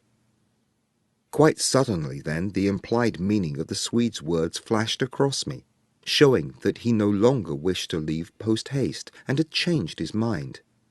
Enough to last till tomorrow. He assumed we would stay on the island another night. It struck me as odd. The night before he was so positive the other way. How had the change come about? Great crumblings of the banks occurred at breakfast, with heavy splashings and clouds of spray which the wind brought into our frying pan, and my fellow traveller talked incessantly about the difficulty the Vienna Pest steamers must have to find the channel in flood. But the state of his mind interested and impressed me far more than the state of the river or the difficulties of the steamers. He had changed somehow since the evening before. His manner was different, a trifle excited, a trifle shy, with a sort of suspicion about his voice and gestures. I hardly know how to describe it now in cold blood, but at the time I remember being quite certain of one thing, that he had become frightened. He ate very little breakfast, and for once omitted to smoke his pipe. He had the map spread open beside him, and he kept studying its markings. "We'd better get off sharp in an hour," I said presently, feeling for an opening that must bring him indirectly to a partial confession at any rate. And his answer puzzled me uncomfortably. "Rather, if they'll let us." "Who'll let us? The elements?" I asked quickly, with affected indifference. "The powers of this awful place, whoever they are," he replied, keeping his eyes on the map. "The gods are here, if they are anywhere at all in the world." "The elements are always the true immortals," I replied, laughing as naturally as I could manage, yet knowing quite well that my face reflected my true feelings when he looked up gravely at me and spoke across the smoke. "We shall be fortunate if we get away without further disaster." That was exactly what I had dreaded, and I screwed myself up to the point of the direct question. It was like agreeing to allow the dentist to extract the tooth. It had to come anyhow in the long run, and all the rest was pretense. Further disaster? Why? What happened? "For one thing, the steering paddle's gone," he said quietly. "The steering paddle gone?" I repeated, greatly excited, for this was our rudder, and the Danube in flood without a rudder was suicide. "But what? And there's a tear in the bottom of the canoe," he added, with a genuine little tremor in his voice. I continued staring at him, able only to repeat the words in his face somewhat foolishly.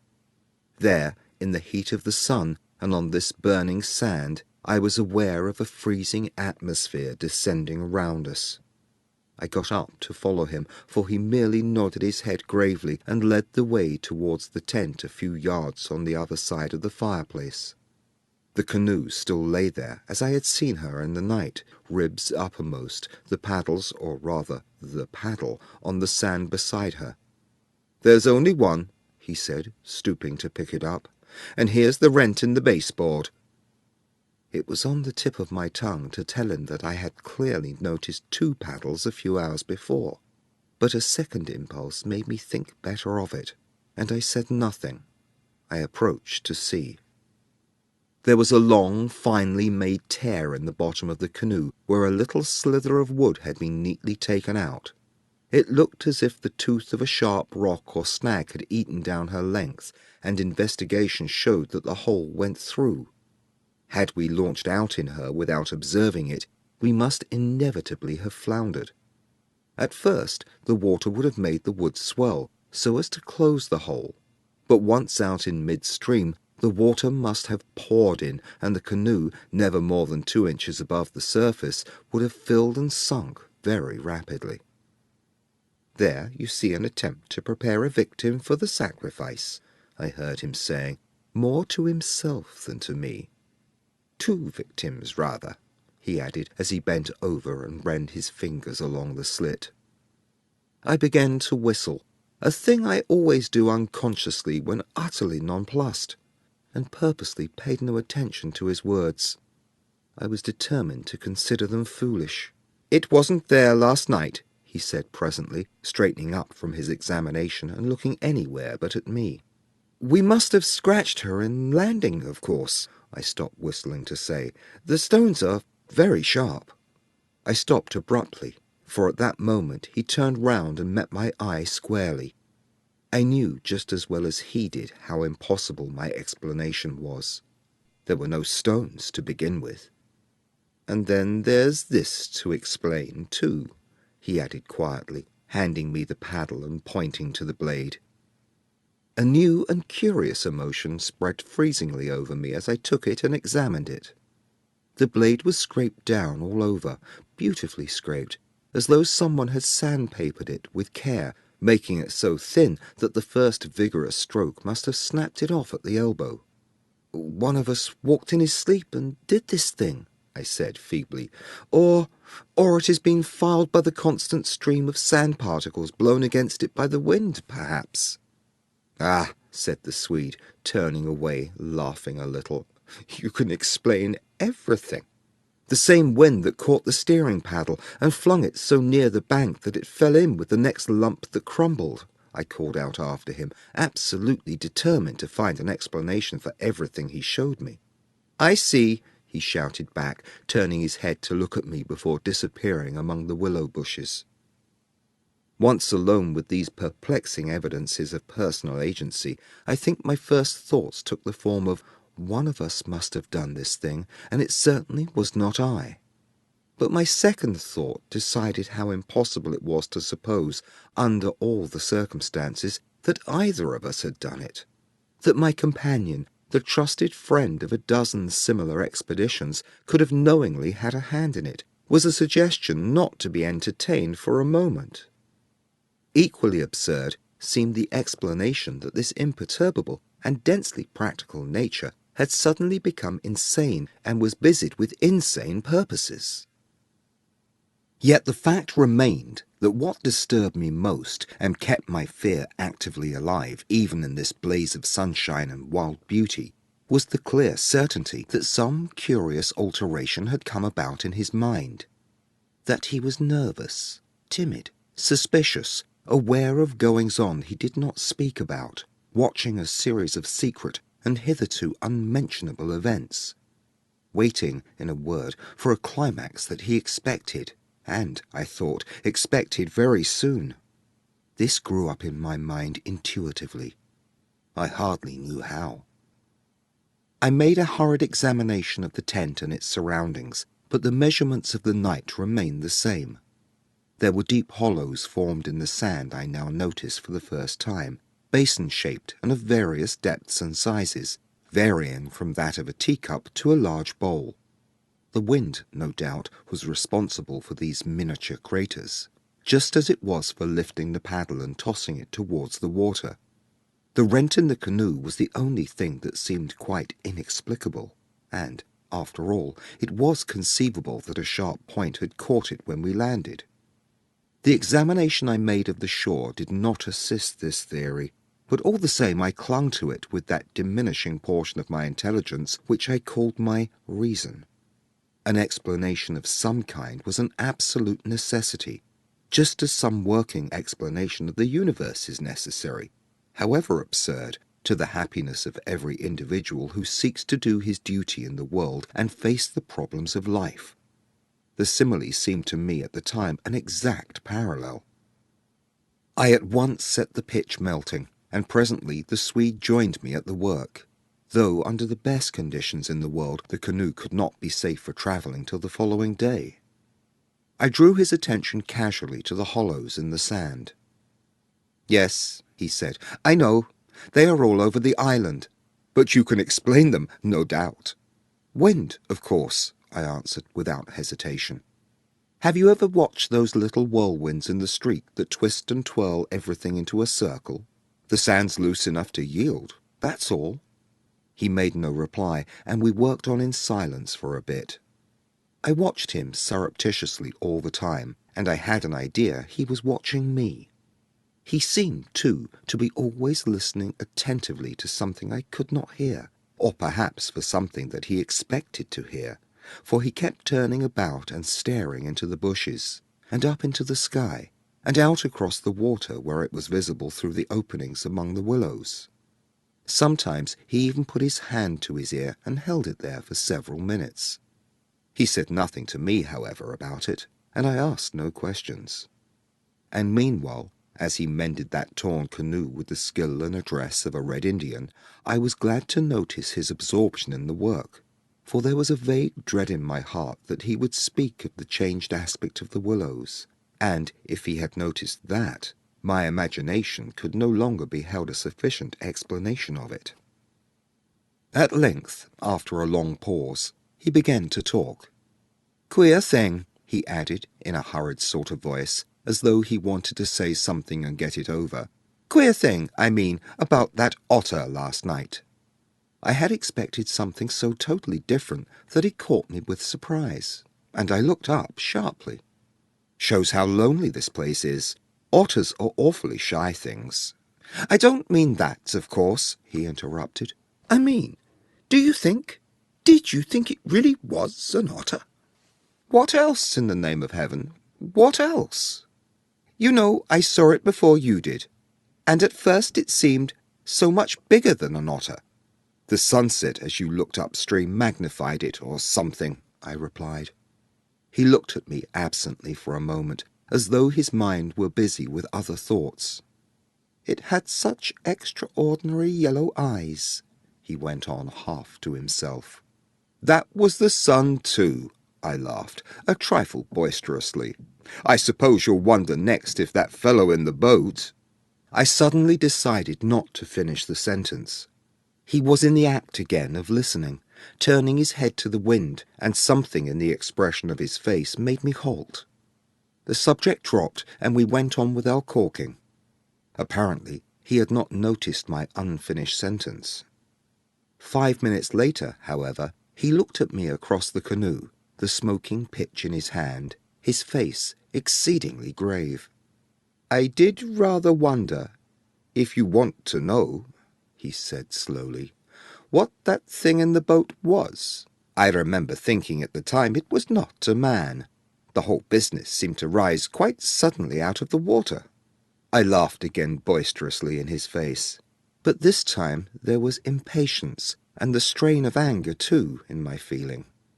"Look here now," I cried, "this place is quite queer enough without going out of our way to imagine things. That boat was an ordinary boat, and the man in it was an ordinary man, and they were both going downstream as fast as they could lick. And that otter was an otter, so don't let's play the fool about it." He looked steadily at me with the same grave expression. He was not in the least annoyed. I took courage from his silence. "And, for heaven's sake," I went on, "don't keep pretending you hear things, because it only gives me the jumps, and there's nothing to hear but the river and this cursed old thundering wind."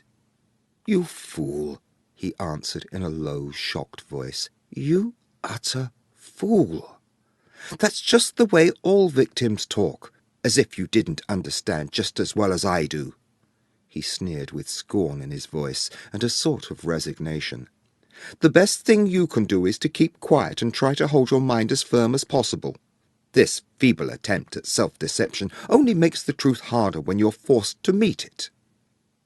My little effort was over, and I found nothing more to say, for I knew quite well his words were true, and that I was the fool, not he. Up to a certain stage in the adventure, he kept ahead of me easily, and I think I felt annoyed to be out of it, to be thus proved less psychic, less sensitive than himself to these extraordinary happenings, and half ignorant all the time of what was going on under my very nose. He knew from the beginning, apparently, but at the moment I wholly missed the point of his words about the necessity of there being a victim, and that we ourselves were destined to satisfy the want. I dropped all pretence thenceforward, but thenceforward likewise my fear increased steadily to the climax. "But you are quite right about one thing," he added, before the subject passed, "and that is we're wiser not to talk about it, or even to think about it, because what one thinks finds expression in words, and what one says happens." That afternoon, while the canoe dried and hardened, we spent trying to fish, testing the leak, collecting wood, and watching the enormous flood of rising water. Masses of driftwood swept past near our shore sometimes, and we fished for them with long willow branches. The island grew perceptibly smaller as the banks were torn away with great gulps and splashes. The weather kept brilliantly fine until about 4 o'clock, and then for the first time for 3 days the wind showed signs of abating. Clouds began to gather in the southwest, spreading thence slowly over the sky. This lessening of the wind came as a great relief, for the incessant roaring, banging, and thundering had irritated our nerves. Yet the silence that came about 5 o'clock with its sudden cessation was in a manner quite as oppressive. The booming of the river had everything its own way then. It filled the air with deep murmurs, more musical than the wind noises, but infinitely more monotonous. The wind held many notes, rising, falling, always beating out some sort of great elemental tune, whereas the river's song lay between 3 notes at most, dull pedal notes that held a lugubrious quality foreign to the wind, and somehow seemed to me, in my then nervous state, to sound wonderfully well the music of doom. It was extraordinary, too, how the withdrawal suddenly of bright sunlight took everything out of the landscape that made for cheerfulness. And since this particular landscape had already managed to convey the suggestion of something sinister, the change, of course, was all the more unwelcome and noticeable. For me, I know, the darkening outlook became distinctly more alarming, and I found myself more than once calculating how soon after sunset the full moon would get up in the east, and whether the gathering clouds would greatly interfere with her lighting of the little island. With this general hush of the wind, though it still indulged in occasional brief gusts, the river seemed to me to grow blacker, the willows to stand more densely together. The latter, too, kept up a sort of independent movement of their own, rustling among themselves when no wind stirred, and shaking oddly from the roots upwards. When common objects in this way become charged with the suggestion of horror, they stimulate the imagination far more than things of unusual appearance, and these bushes, crowding huddled around us, assumed for me in the darkness a bizarre grotesquerie of appearance that lent to them somehow the aspect of purposeful and living creatures. Their very ordinariness, I felt, masked what was malignant and hostile to us. The forces of the region drew nearer with the coming of night. They were focusing upon our island, and more particularly upon ourselves. For thus, somehow, in the terms of the imagination, did my really indescribable sensations in this extraordinary place present themselves.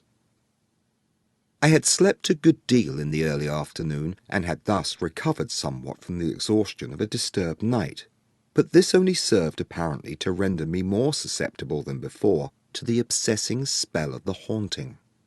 I fought against it, laughing at my feelings as absurd and childish, with very obvious psychological explanations. Yet, in spite of my effort, they gained in strength upon me, so that I dreaded the night as a child lost in a forest must dread the approach of darkness. The canoe we had carefully covered with a waterproof sheet during the day, and the one remaining paddle had been securely tied by the Swede to the base of a tree, lest the wind should rob us of that too. From 5 o'clock onwards I busied myself with the stew pot and preparations for dinner, it being my turn to cook that night. We had potatoes, onions, bits of bacon fat to add flavour, and a general thick residue from former stews at the bottom of the pot. With black bread broken up into the result, it was most excellent, and it was followed by a stew of plums with sugar and a brew of strong tea with dried milk. A good pile of wood lay close at hand, and the absence of wind made my duties easy. My companion sat lazily watching me, dividing his attention between cleaning his pipe and giving useless advice, an admitted privilege of the off-duty man. He had been very quiet all afternoon, engaged in recalking the canoe, strengthening the tent ropes, and fishing for driftwood while I slept. No more talk about undesirable things had passed between us, and I think his only remarks had to do with the gradual destruction of the island, which, he declared, was not fully a third smaller than when we first landed. The pot had just begun to bubble when I heard his voice calling to me from the bank, where he had wandered away without my noticing. I ran up. "Come and listen," he said, "and see what you make of it." He held his hand cupwise to his ear, as so often before. "Now do you hear anything?" he asked, watching me curiously. We stood there, listening attentively together. At first I heard only the deep note of the water and the hissings rising from its turbulent surface. The willows, for once, were motionless and silent. Then a sound began to reach my ears faintly. A peculiar sound, something like the humming of a distant gong. It seemed to come across to us in the darkness from the vast swamps and willows opposite. It was repeated at regular intervals, but it was certainly neither the sound of a bell nor the hooting of a distant steamer. I can liken it to nothing so much as the sound of an immense gong, suspended far up in the sky, repeating incessantly its muffled metallic note, soft and musical, as it was repeatedly struck. My heart quickened as I listened. "I've heard it all day," said my companion. "While you slept this afternoon, it came all round the island. I hunted it down, but could never get near enough to see, to localize it correctly. Sometimes it was overhead, and sometimes it seemed under the water.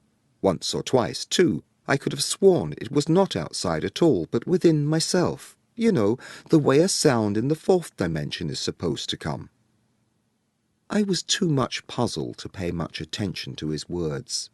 I listened carefully, striving to associate it with any known familiar sound I could think of, but without success.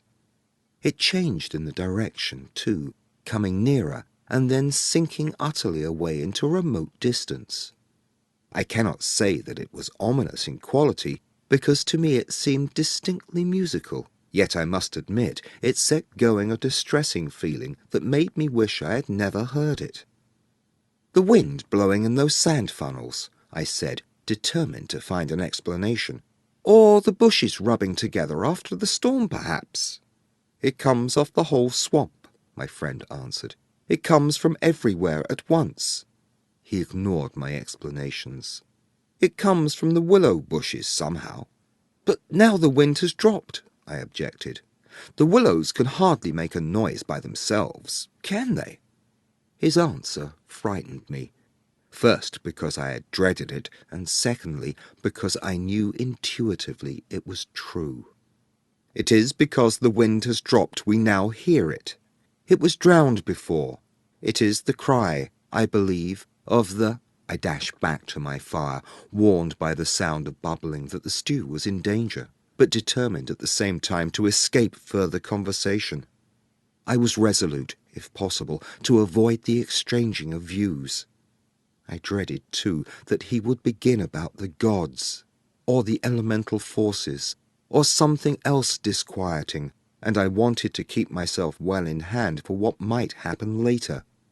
There was another night to be faced before we escaped from this distressing place, and there was no knowing yet what it might bring forth. "Come and cut up bread for the pot," I called to him, vigorously stirring the appetizing mixture. That stew pot held sanity for us both, and the thought made me laugh. He came over slowly and took the provision sack from the tree, fumbling in its mysterious depths, and then emptying the entire contents upon the ground sheet at his feet. "Hurry up," I cried. "It's boiling." The Swede burst out into a roar of laughter that startled me. It was forced laughter, not artificial exactly, but mirthless. "There's nothing here," he shouted, holding his sides. "Bread, I mean. It's gone. There is no bread. They've taken it." I dropped the long spoon and ran up. Everything the sack had contained lay upon the ground sheet, but there was no loaf. The whole dead weight of my growing fear fell upon me and shook me. Then I burst out laughing too. It was the only thing to do, and the sound of my laughter also made me understand his. The stain of psychical pressure caused it. This explosion of unnatural laughter in both of us. It was an effort of repressed forces to seek relief.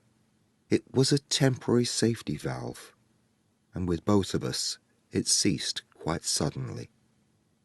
How criminally stupid of me, I cried, still determined to be consistent and find an explanation.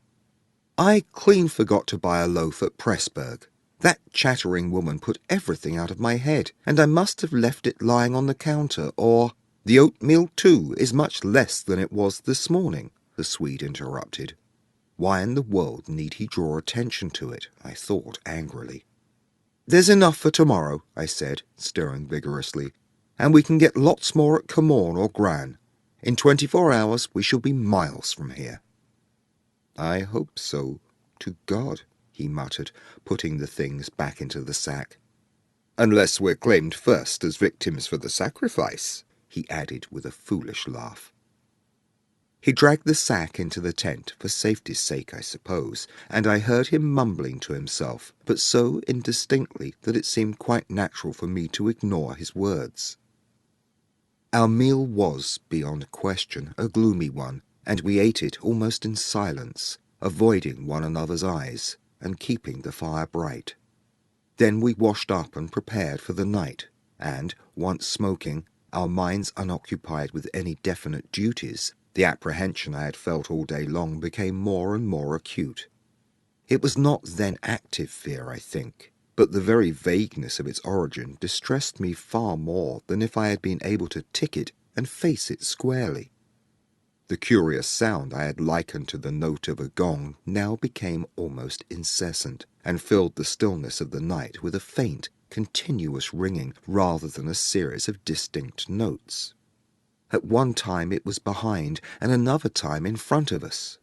Sometimes I fancied it came from the bushes on our left, and then again from the clumps on our right.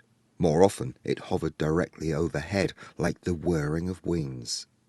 It was really everywhere at once, behind, in front, at our sides and over our heads, completely surrounding us. The sound really defies description, but nothing within my knowledge is like that ceaseless muffled humming rising off the deserted world of swamps and willows. We sat smoking in comparative silence, the strain growing every minute greater. The worst fear of the situation seemed to me that we did not know what to expect, and could therefore make no sort of preparation by way of defence. We could anticipate nothing. My explanations made in the sunshine, moreover, now came to haunt me with their foolish and wholly unsatisfactory nature, and it was more and more clear to us that some kind of plain talk with my companion was inevitable, whether I liked it or not. After all, we had to spend the night together and sleep in the same tent side by side. I saw that I could not get along much longer without the support of his mind, and for that, of course, plain talk was imperative. As long as possible, however, I postponed this little climax, and tried to ignore or laugh at the occasional sentences he flung into the emptiness. Some of these sentences, moreover, were confoundedly disquieting to me, coming as they did to corroborate much that I felt myself. Corroboration, too, which made it so much more convincing from a totally different point of view.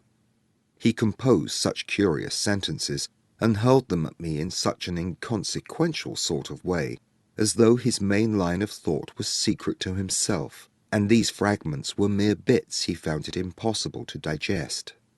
He got rid of them by uttering them. Speech relieved him. It was like being sick.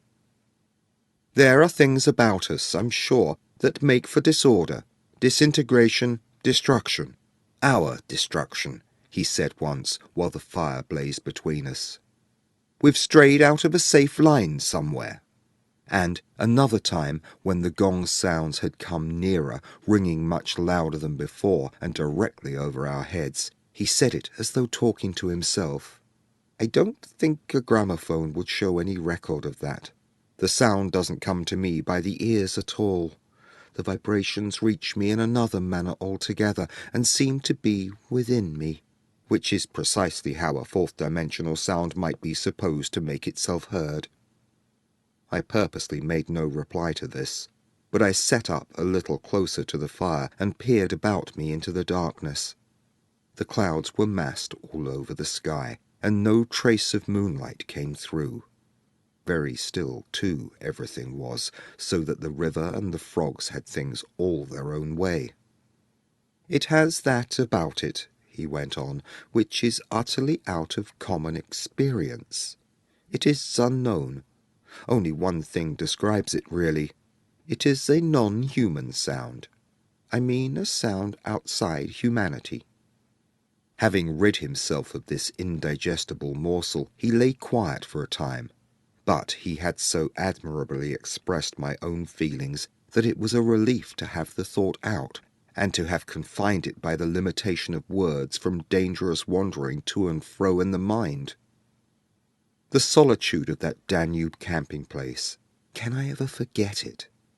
The feeling of being utterly alone on an empty planet.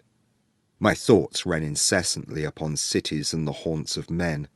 I would have given my soul, as the saying is, for the feel of those Bavarian villages we had passed through by the scores, for the normal human commonplaces, peasants drinking beer, tables beneath the trees, hot sunshine, and a ruined castle on the rocks behind the red-roofed church.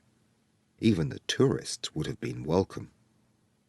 Yet what I felt of dread was no ordinary ghostly fear. It was infinitely greater, stranger, and seemed to arise from some dim ancestral sense of terror, more profusely disturbing than anything I had known or dreamed of. We had strayed, as the Swede put it, into some region or set of conditions where the risks were great, yet unintelligible to us, where the frontiers of some unknown world lay close about us. It was a spot held by the dwellers of some outer space, a sort of peephole whence they could spy upon the earth, themselves unseen, a point where the veil between had worn a little thin. As the final result of too long a sojourn here, we should be carried over the border and deprived of what we called our lives, yet by mental, not physical process. In that sense, as he said, we should be the victims of our adventure, a sacrifice. It took us in different fashion, each according to the measure of his sensitiveness and powers of resistance. I translated it vaguely into the personification of the mightily disturbed elements, investing them with the horror of a deliberate and malefic purpose, resentful of our audacious intrusion into their breeding place, whereas my friend threw it into the unoriginal form at first of a trespass on some ancient shrine, some place where the old gods still held sway, where the emotional forces of former worshippers still clung, and the ancestral portion of him yielded to the old pagan spell. At any rate, here was a place unpolluted by men, kept clean by the winds from coarsening human influences, a place where spiritual agencies were within reach and aggressive. Never, before or since, have I been so attacked by indescribable suggestions of a beyond region, of another scheme of life, another revolution not parallel to the human.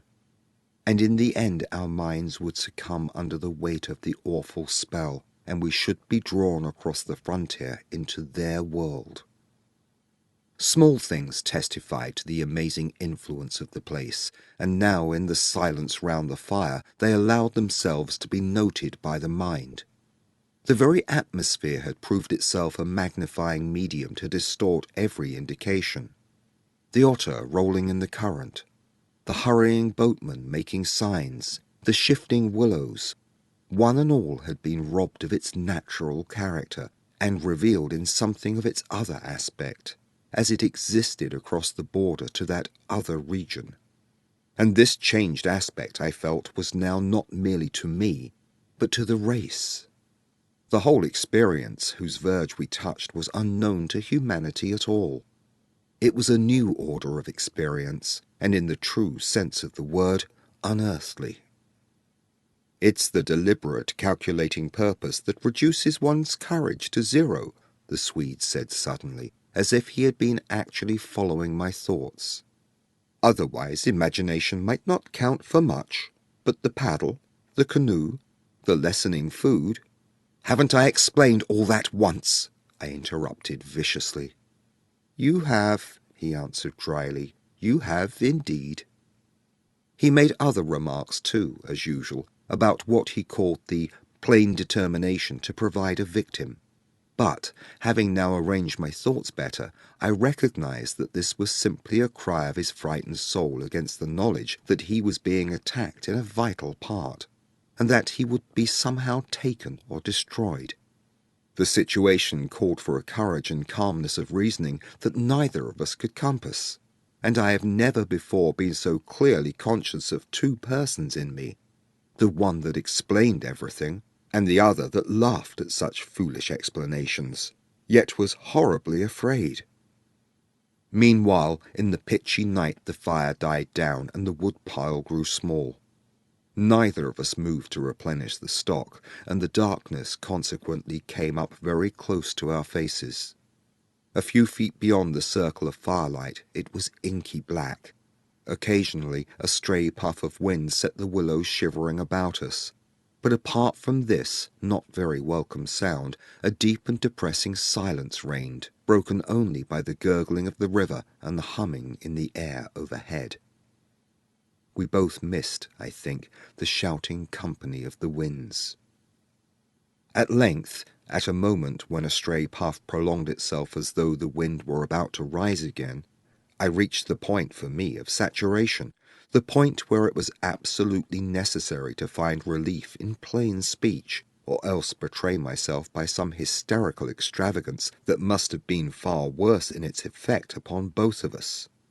I kicked the fire into a blaze and turned to my companion abruptly. He looked up with a start.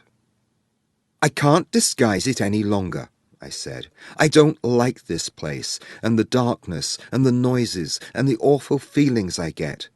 There's something here that beats me utterly. I'm in a blue funk, and that's the plain truth. If the other shore was different, I swear I'd be inclined to swim for it." The Swede's face turned very white beneath the deep tan of sun and wind. He stared straight at me and answered quietly, but his voice betrayed his huge excitement by its unnatural calmness. For the moment, at any rate, he was the strong man of the two. He was more phlegmatic, for one thing. "It's not a physical condition we can escape from by running away," he replied, in the tone of a doctor diagnosing some grave disease. "We must sit tight and wait. There are forces close here that could kill a herd of elephants in a second as easily as you or I could squash a fly. Our only chance is to keep perfectly still. Our insignificance, perhaps, may save us." I put a dozen questions into my expression of face, but found no words. It was precisely like listening to an accurate description of a disease whose symptoms had puzzled me. I mean that so far, although aware of our disturbing presence, they have not found us. Not located us, as the Americans say, he went on. They're blundering around like men hunting for a gas leak. The paddle and canoe and provisions prove that. I think they feel us, but cannot actually see us. We must keep our minds quiet. It's our minds they feel. We must control our thoughts, or it's all up with us." "Death, you mean?" I stammered, icy with the horror of his suggestion. "Worse by far," he said. "Death, according to one's belief, means either annihilation or release from the limitations of the senses, but it involves no change of character. You don't suddenly alter just because the body's gone. But this means a radical alteration, a complete change, a horrible loss of oneself by substitution, far worse than death, and not even annihilation. We happen to have camped in a spot where their region touches ours, where the veil between us has worn thin. Horrors! He was using my very own phrase, my actual words. So that they are aware of us being in their neighbourhood. But who are aware? I asked.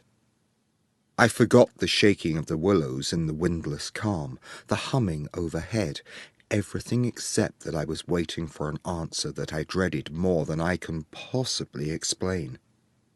He lowered his voice at once to reply, leaning forward a little over the fire, an indefinable change in his face that made me avoid his eyes and look down upon the ground. "All my life," he said, "I have been strangely, vividly conscious of another region, not far removed from our own world in one sense, yet wholly different in kind, where great things go on unceasingly, where immense and terrible personalities hurry by, intent on vast purposes compared to which earthly affairs, the rise and fall of nations, the destinies of empires, the fate of armies and continents, are all as dust in the balance. Vast purposes, I mean, that deal directly with the soul, and not indirectly with more expressions of the soul."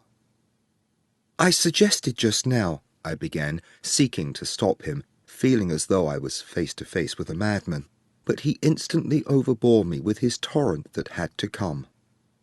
"You think," he said, "it is the spirit of the elements, and I thought perhaps it was the old gods.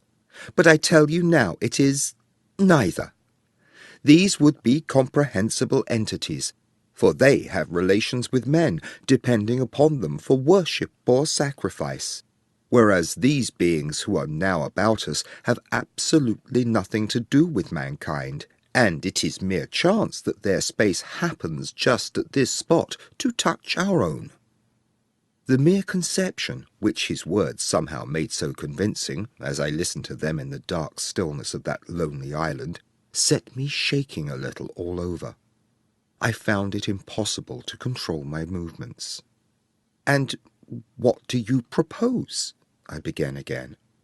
"A sacrifice, a victim, might save us by distracting them until we could get away," he went on, "just as the wolves stop to devour the dogs and give the slayer another start. But I see no chance of any other victim now." I stared blankly at him. The gleam in his eye was dreadful. Presently he continued. "It's the Willows, of course. The Willows mask the others, but the others are feeling about for us.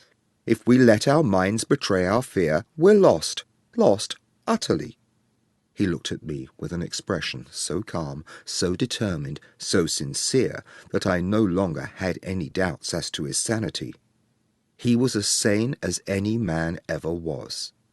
"If we can hold out through the night," he added, "we might get off in the daylight unnoticed, or rather undiscovered."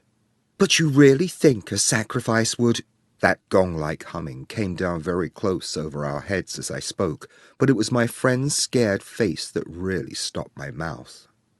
"Hush," he whispered, holding up his hand. "Do not mention them more than you can help. Do not refer to them by name. To name is to reveal. It is the inevitable clue, and our only hope lies in ignoring them, in order that they may ignore us." "Even in thought?" He was extraordinarily agitated. "Especially in thought. Our thoughts make spirals in their world. We must keep them out of our minds at all costs, if possible." I raked the fire together to prevent the darkness having everything its own way. I never longed for the sun as I longed for it then in the awful blackness of that summer night. "Were you awake all last night?" he went on suddenly. "I slept badly a little after dawn," I replied evasively, trying to follow his instructions, which I knew instinctively were true. "But the wind, of course—" "I know, but the wind won't account for all the noises." "Then you heard it too?" "The multiplying countless little footsteps I heard," he said, adding after a moment's hesitation, "and that other sound." "You mean above the tent, and the pressing down upon us of something tremendous, gigantic?" He nodded significantly. "It was like the beginning of a sort of inner suffocation," I said. "Partly, yes. It seemed to me that the weight of the atmosphere had been altered, had increased enormously, so that we should have been crushed. And that," I went on, determined to have it all out, pointing upwards where the gong-like note hummed ceaselessly, rising and falling like the wind. "What do you make of that?" "It's their sound," he whispered gravely. "It's the sound of their world, the humming in their region. The division here is so thin that it leaks through somehow. But if you listen carefully, you'll find it's not above so much as around us. It's in the willows. It's the willows themselves humming, because here the willows have been made symbols of the forces that are against us.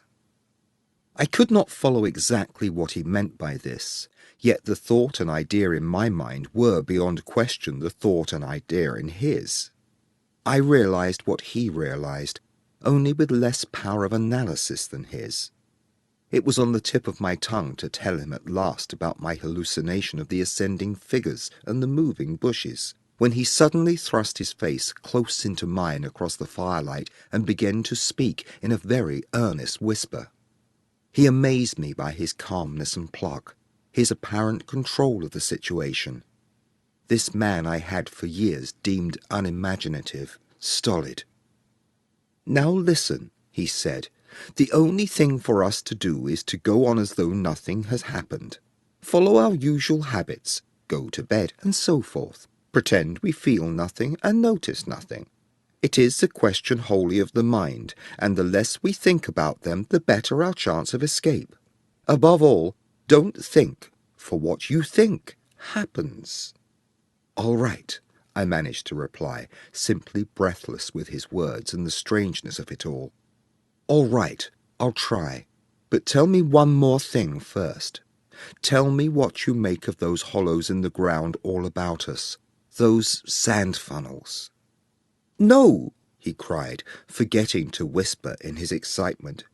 "I dare not, simply dare not, put the thought into words. If you have not guessed, I am glad. Don't try to. They have put it into my mind. Try your hardest to prevent their putting it into yours." He sank his voice again to a whisper before he finished, and I did not press him to explain. There was already just about as much horror in me as I could hold. The conversation came to an end, and we smoked our pipes busily in silence. Then something happened. Something unimportant, apparently, as the way is when the nerves are in a very great state of tension, and this small thing, for a brief space, gave me an entirely different point of view. I chanced to look down at my sand shoe, the sort we used for the canoe, and something to do with the hole at the toe suddenly recalled me to the London shop where I had bought them, the difficulty the man had in fitting me, and other details of the uninteresting but practical operation. At once, in its train, followed a wholesome view of the modern sceptical world I was accustomed to move in at home. I thought of roast beef and ale, motor cars, policemen, brass bands, and a dozen other things that proclaimed the soul of ordinariness or utility. The effect was immediate and astonishing, even to myself. Psychologically, I suppose, it was simply a sudden and violent reaction after the strain of living in an atmosphere of things that to the normal consciousness must seem impossible and incredible. But, whatever the cause, it momentarily lifted the spell from my heart and left me, for the short space of a minute, feeling free and utterly unafraid. I looked up at my friend opposite. "You damned old pagan!" I cried, laughing aloud in his face. "You imaginative idiot! You superstitious idolater! You—" I stopped in the middle, seized anew by the old horror. I tried to smother the sound of my voice as something sacrilegious. The Swede, of course, heard it too, the strange cry overhead in the darkness, and that sudden drop in the air as though something had come nearer. He had turned ashen white under the tan. He stood bolt upright in front of the fire, stiff as a rod, staring at me. "After that," he said in a sort of helpless, frantic way, "we must go. We can't stay now. We must strike camp this very instant and go on, down the river." He was talking, I saw, quite wildly, his words dictated by abject terror, the terror he had resisted so long, but which had caught him at last. "In the dark!" I exclaimed, shaking with fear after my hysterical outburst, but still realizing our position better than he did. "Sheer madness! The river's in flood, and we've only got a single paddle. Besides, we only go deeper into their country. There's nothing ahead for 50 miles but willows, willows, willows. He sat down again in a state of semi-collapse. The positions, by one of the kaleidoscopic changes nature loves, were suddenly reversed, and the control of our forces passed over into my hands. His mind at last had reached the point where it was beginning to weaken. "What on earth possessed you to do such a thing?" he whispered with the awe of genuine terror in his voice and face. I crossed round to his side of the fire. I took both his hands in mine, kneeling down beside him and looking straight into his frightened eyes. "We will make one more blaze," I said firmly, "and then turn in for the night. At sunrise, we'll be off full speed for Cormon. Now, pull yourself together a bit and remember your own advice about not thinking fear." He said no more, and I saw that he would agree and obey. In some measure, too, it was a sort of relief to get up and make an excursion into the darkness for more wood. We kept close together, almost touching, groping among the bushes and along the bank. The humming overhead never ceased, but seemed to me to grow louder as we increased our distance from the fire. It was shivery work. We were grubbing away in the middle of a thickish clump of willows where some driftwood from a former flood had caught high among the branches, when my body was seized in a grip that made me half drop upon the sand. It was the Swede. He had fallen against me and was clutching me for support. I heard his breath coming and going in short gasps. "Look, by my soul," he whispered, and for the first time in my experience I knew what it was to hear tears of terror in a human voice. He was pointing to the fire, some 50 feet away. I followed the direction of his finger, and I swear my heart missed a beat. There, in front of the dim glow, something was moving. I saw it through a veil that hung before my eyes, like a gauze-drop curtain used at the back of a theatre, hazily a little. It was neither a human figure nor an animal. To me it gave the strange impression of being as large as several animals grouped together, like horses, 2 or 3, moving slowly. The Swede, too, got a similar result, though expressing it differently, for he thought it was shaped and sized like a clump of willow bushes, rounded at the top and moving all over upon its surface. "Coiling upon itself, like smoke," he said afterwards. "I watched it settle downwards through the bushes," he sobbed at me. "Look, by God, it's coming this way. Oh, oh!" He gave a kind of whistling cry. "They've found us!" I gave one terrified glance, which just enabled me to see that the shadowy form was swinging towards us through the bushes, and then I collapsed backwards with a crash into the branches. These failed, of course, to support my weight, so that with the Swede on top of me, we fell in a struggling heap upon the sand. I really hardly knew what was happening. I was conscious only of a sort of enveloping sensation of icy fear that plucked the nerves out of their fleshy covering, twisted them this way and that, and replaced them quivering.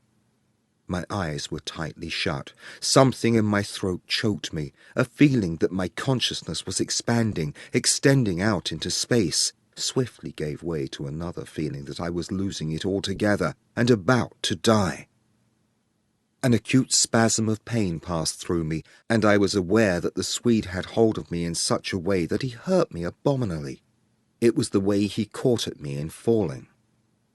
But it was the pain, he declared afterwards, that saved me.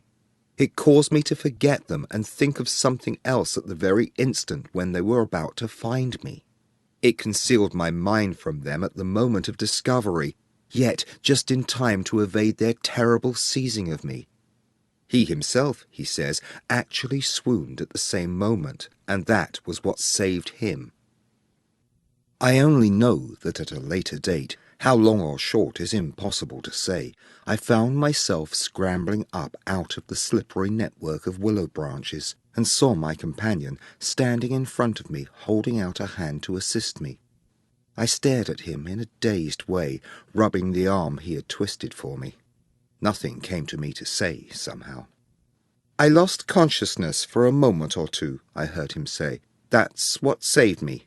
It made me stop thinking about them. "You nearly broke my arm in two," I said, uttering my only connected thought at the moment. A numbness came over me. "That's what saved you," he replied. "Between us, we've managed to set them off on a false track somewhere. The humming has ceased. It's gone. For the moment, at any rate." A wave of hysterical laughter seized me again, and this time spread to my friend too. Great healing gusts of shaking laughter that brought a tremendous sense of relief in their train. We made our way back to the fire and put the wood on so it blazed at once. Then we saw that the tent had fallen over and lay in a tangled heap upon the ground. We picked it up, and during the process tripped more than once and caught our feet in the sand. "It's those sand funnels," exclaimed the Swede when the tent was up again and the firelight lit up the ground for several yards around us. "And look at the size of them!" All around the tent and about the fireplace where we had seen the moving shadows, there were deep, funnel-shaped hollows in the sand, exactly similar to the ones we had already found over the island, only far bigger and deeper, beautifully formed, and wide enough in some instances to admit the whole of my foot and leg. Neither of us said a word. We both knew that sleep was the safest thing we could do, and to bed we went accordingly without further delay, having first thrown sand on the fire and taken the provision sack and the paddle inside the tent with us. The canoe, too, we propped in such a way at the end of the tent that our feet touched it, and the least motion would disturb and wake us. In case of emergency, too, we again went to bed in our clothes, ready for a sudden start. It was my firm intention to lie awake all night and watch, but the exhaustion of nerves and body decreed otherwise, and sleep, after a while, came over me with a welcome blanket of oblivion. The fact that my companion also slept quickened its approach. At first he fidgeted and constantly sat up, asking me if I heard this or heard that.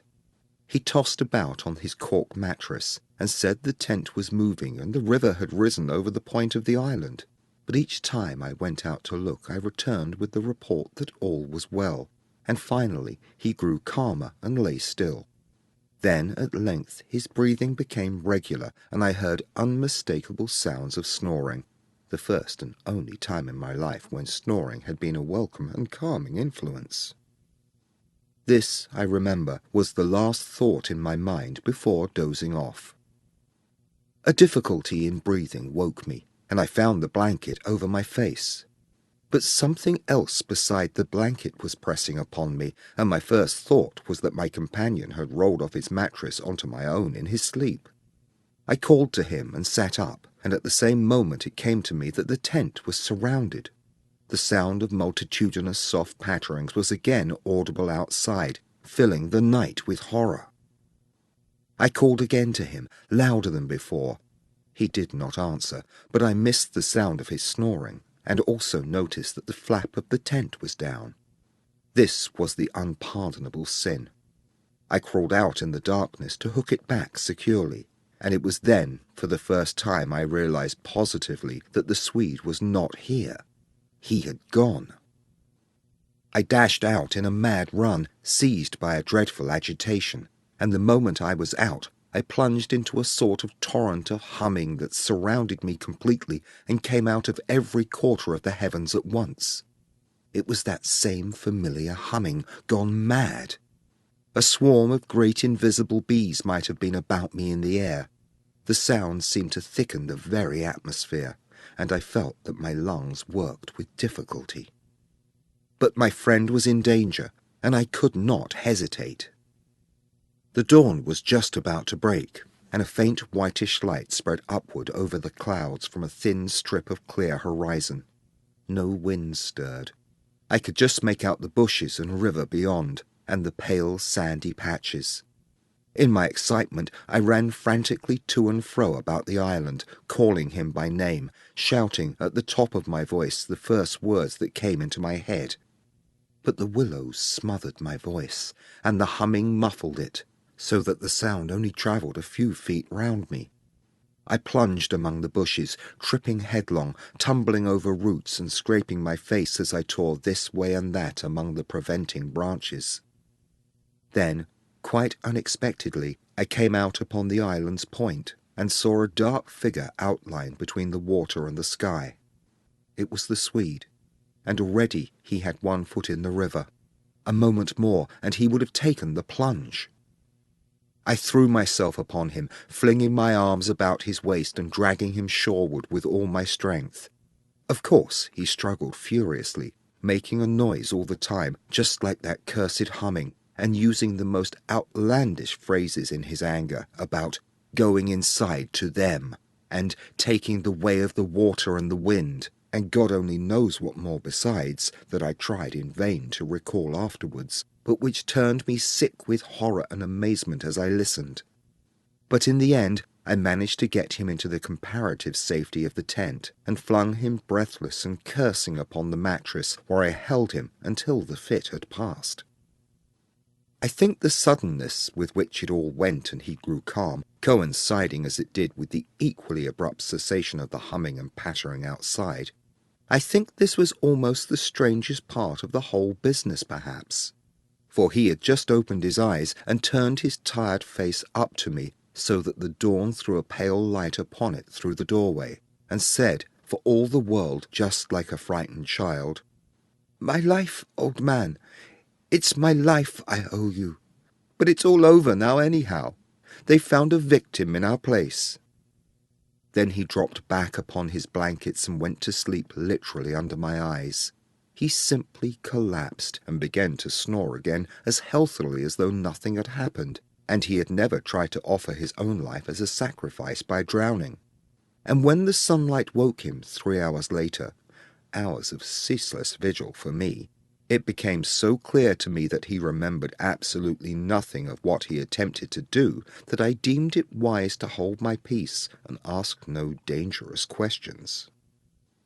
He woke naturally and easily, as I have said, when the sun was already high in a windless hot sky, and he at once got up and set about the preparation of the fire for breakfast.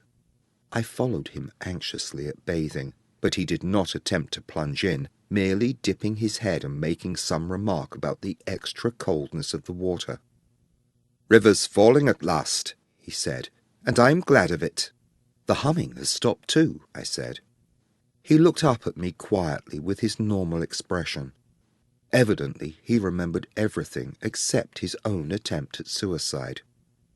"Everything has stopped," he said, "because—" He hesitated, but I knew some reference to that remark he had made just before he fainted was in his mind, and I was determined to know it. "Because they've found another victim," I said, forcing a little laugh. "Exactly," he answered. "Exactly. I feel as positive of it as though I feel quite safe again, I mean," he finished. He began to look curiously about him. The sunlight lay in hot patches on the sand. There was no wind. The willows were motionless. He slowly rose to his feet. "Come," he said. "I think if we look, we shall find it." He started off at a run, and I followed him. He kept to the banks, poking with a stick among the sandy bays and caves and little backwaters, myself always close on his heels. "Ah!" he exclaimed presently. "Ah!" The tone of his voice somehow brought back to me a vivid sense of the horror of the last 24 hours, and I hurried up to join him. He was pointing with his stick at a large black object that lay half in the water and half on the sand. It appeared to be caught by some twisted willow roots, so that the river could not sweep it away. A few hours before, the spot must have been under water. "See," he said quietly, "the victim that made our escape possible." And when I peered across his shoulder, I saw that his stick rested on the body of a man. He turned it over. It was the corpse of a peasant, and the face was hidden in the sand. Clearly, the man had been drowned but a few hours before, and his body must have been swept down upon the island somewhere about the hour of dawn, at the very time the fit had passed. "We must give it a decent burial, you know." "I suppose so," I replied. I shuddered a little in spite of myself, for there was something about the appearance of that poor drowned man that turned me cold. The Swede glanced up sharply at me, an undecipherable expression on his face, and began clambering down the bank. I followed him more leisurely. The current, I noticed, had torn away much of the clothing from the body, so that the neck and part of the chest lay bare. Halfway down the bank, my companion suddenly stopped and held up his hand in warning, but either my foot slipped or I had gained too much momentum to bring myself quickly to a halt, for I bumped into him and sent him forward with a sort of leap to save himself. We tumbled together onto the hard sand so that our feet splashed into the water, and, before anything could be done, we had collided a little heavily against the corpse. The Swede uttered a sharp cry, and I sprang back as if I had been shot. At the moment we touched the body, there rose from its surface the loud sound of humming, the sound of several hummings, which passed with a vast commotion as of winged things in the air about us, and disappeared upwards into the sky, growing fainter and fainter till they finally ceased in the distance. It was exactly as though we had disturbed some living, yet invisible creatures at work. My companion clutched me, and I think I clutched him, but before either of us had the time to properly recover from the unexpected shock, we saw that a movement of the current was turning the corpse round, so that it became released from the grip of the willow roots. A moment later it had turned completely over, the dead face uppermost, staring at the sky. It lay on the edge of the main stream. In another moment it would be swept away. The Swede started to save it, shouting again something I did not catch about a proper burial, and then abruptly dropped upon his knees on the sand and covered his eyes with his hands. I was beside him in an instant. I saw what he had seen. For just as the body swung round to the current, the face and the exposed chest turned full towards us, and showed plainly how the skin and flesh were indented with small hollows, beautifully formed, and exactly similar in shape and kind to the sand funnels that we had found all over the island. "They're muck," I heard my companion mutter under his breath. "They're awful muck." And when I turned my eyes again from his ghastly face to the river, the current had done its work, and the body had been swept away into midstream, and was already beyond our reach, and almost out of sight, turning over and over on the waves like an otter.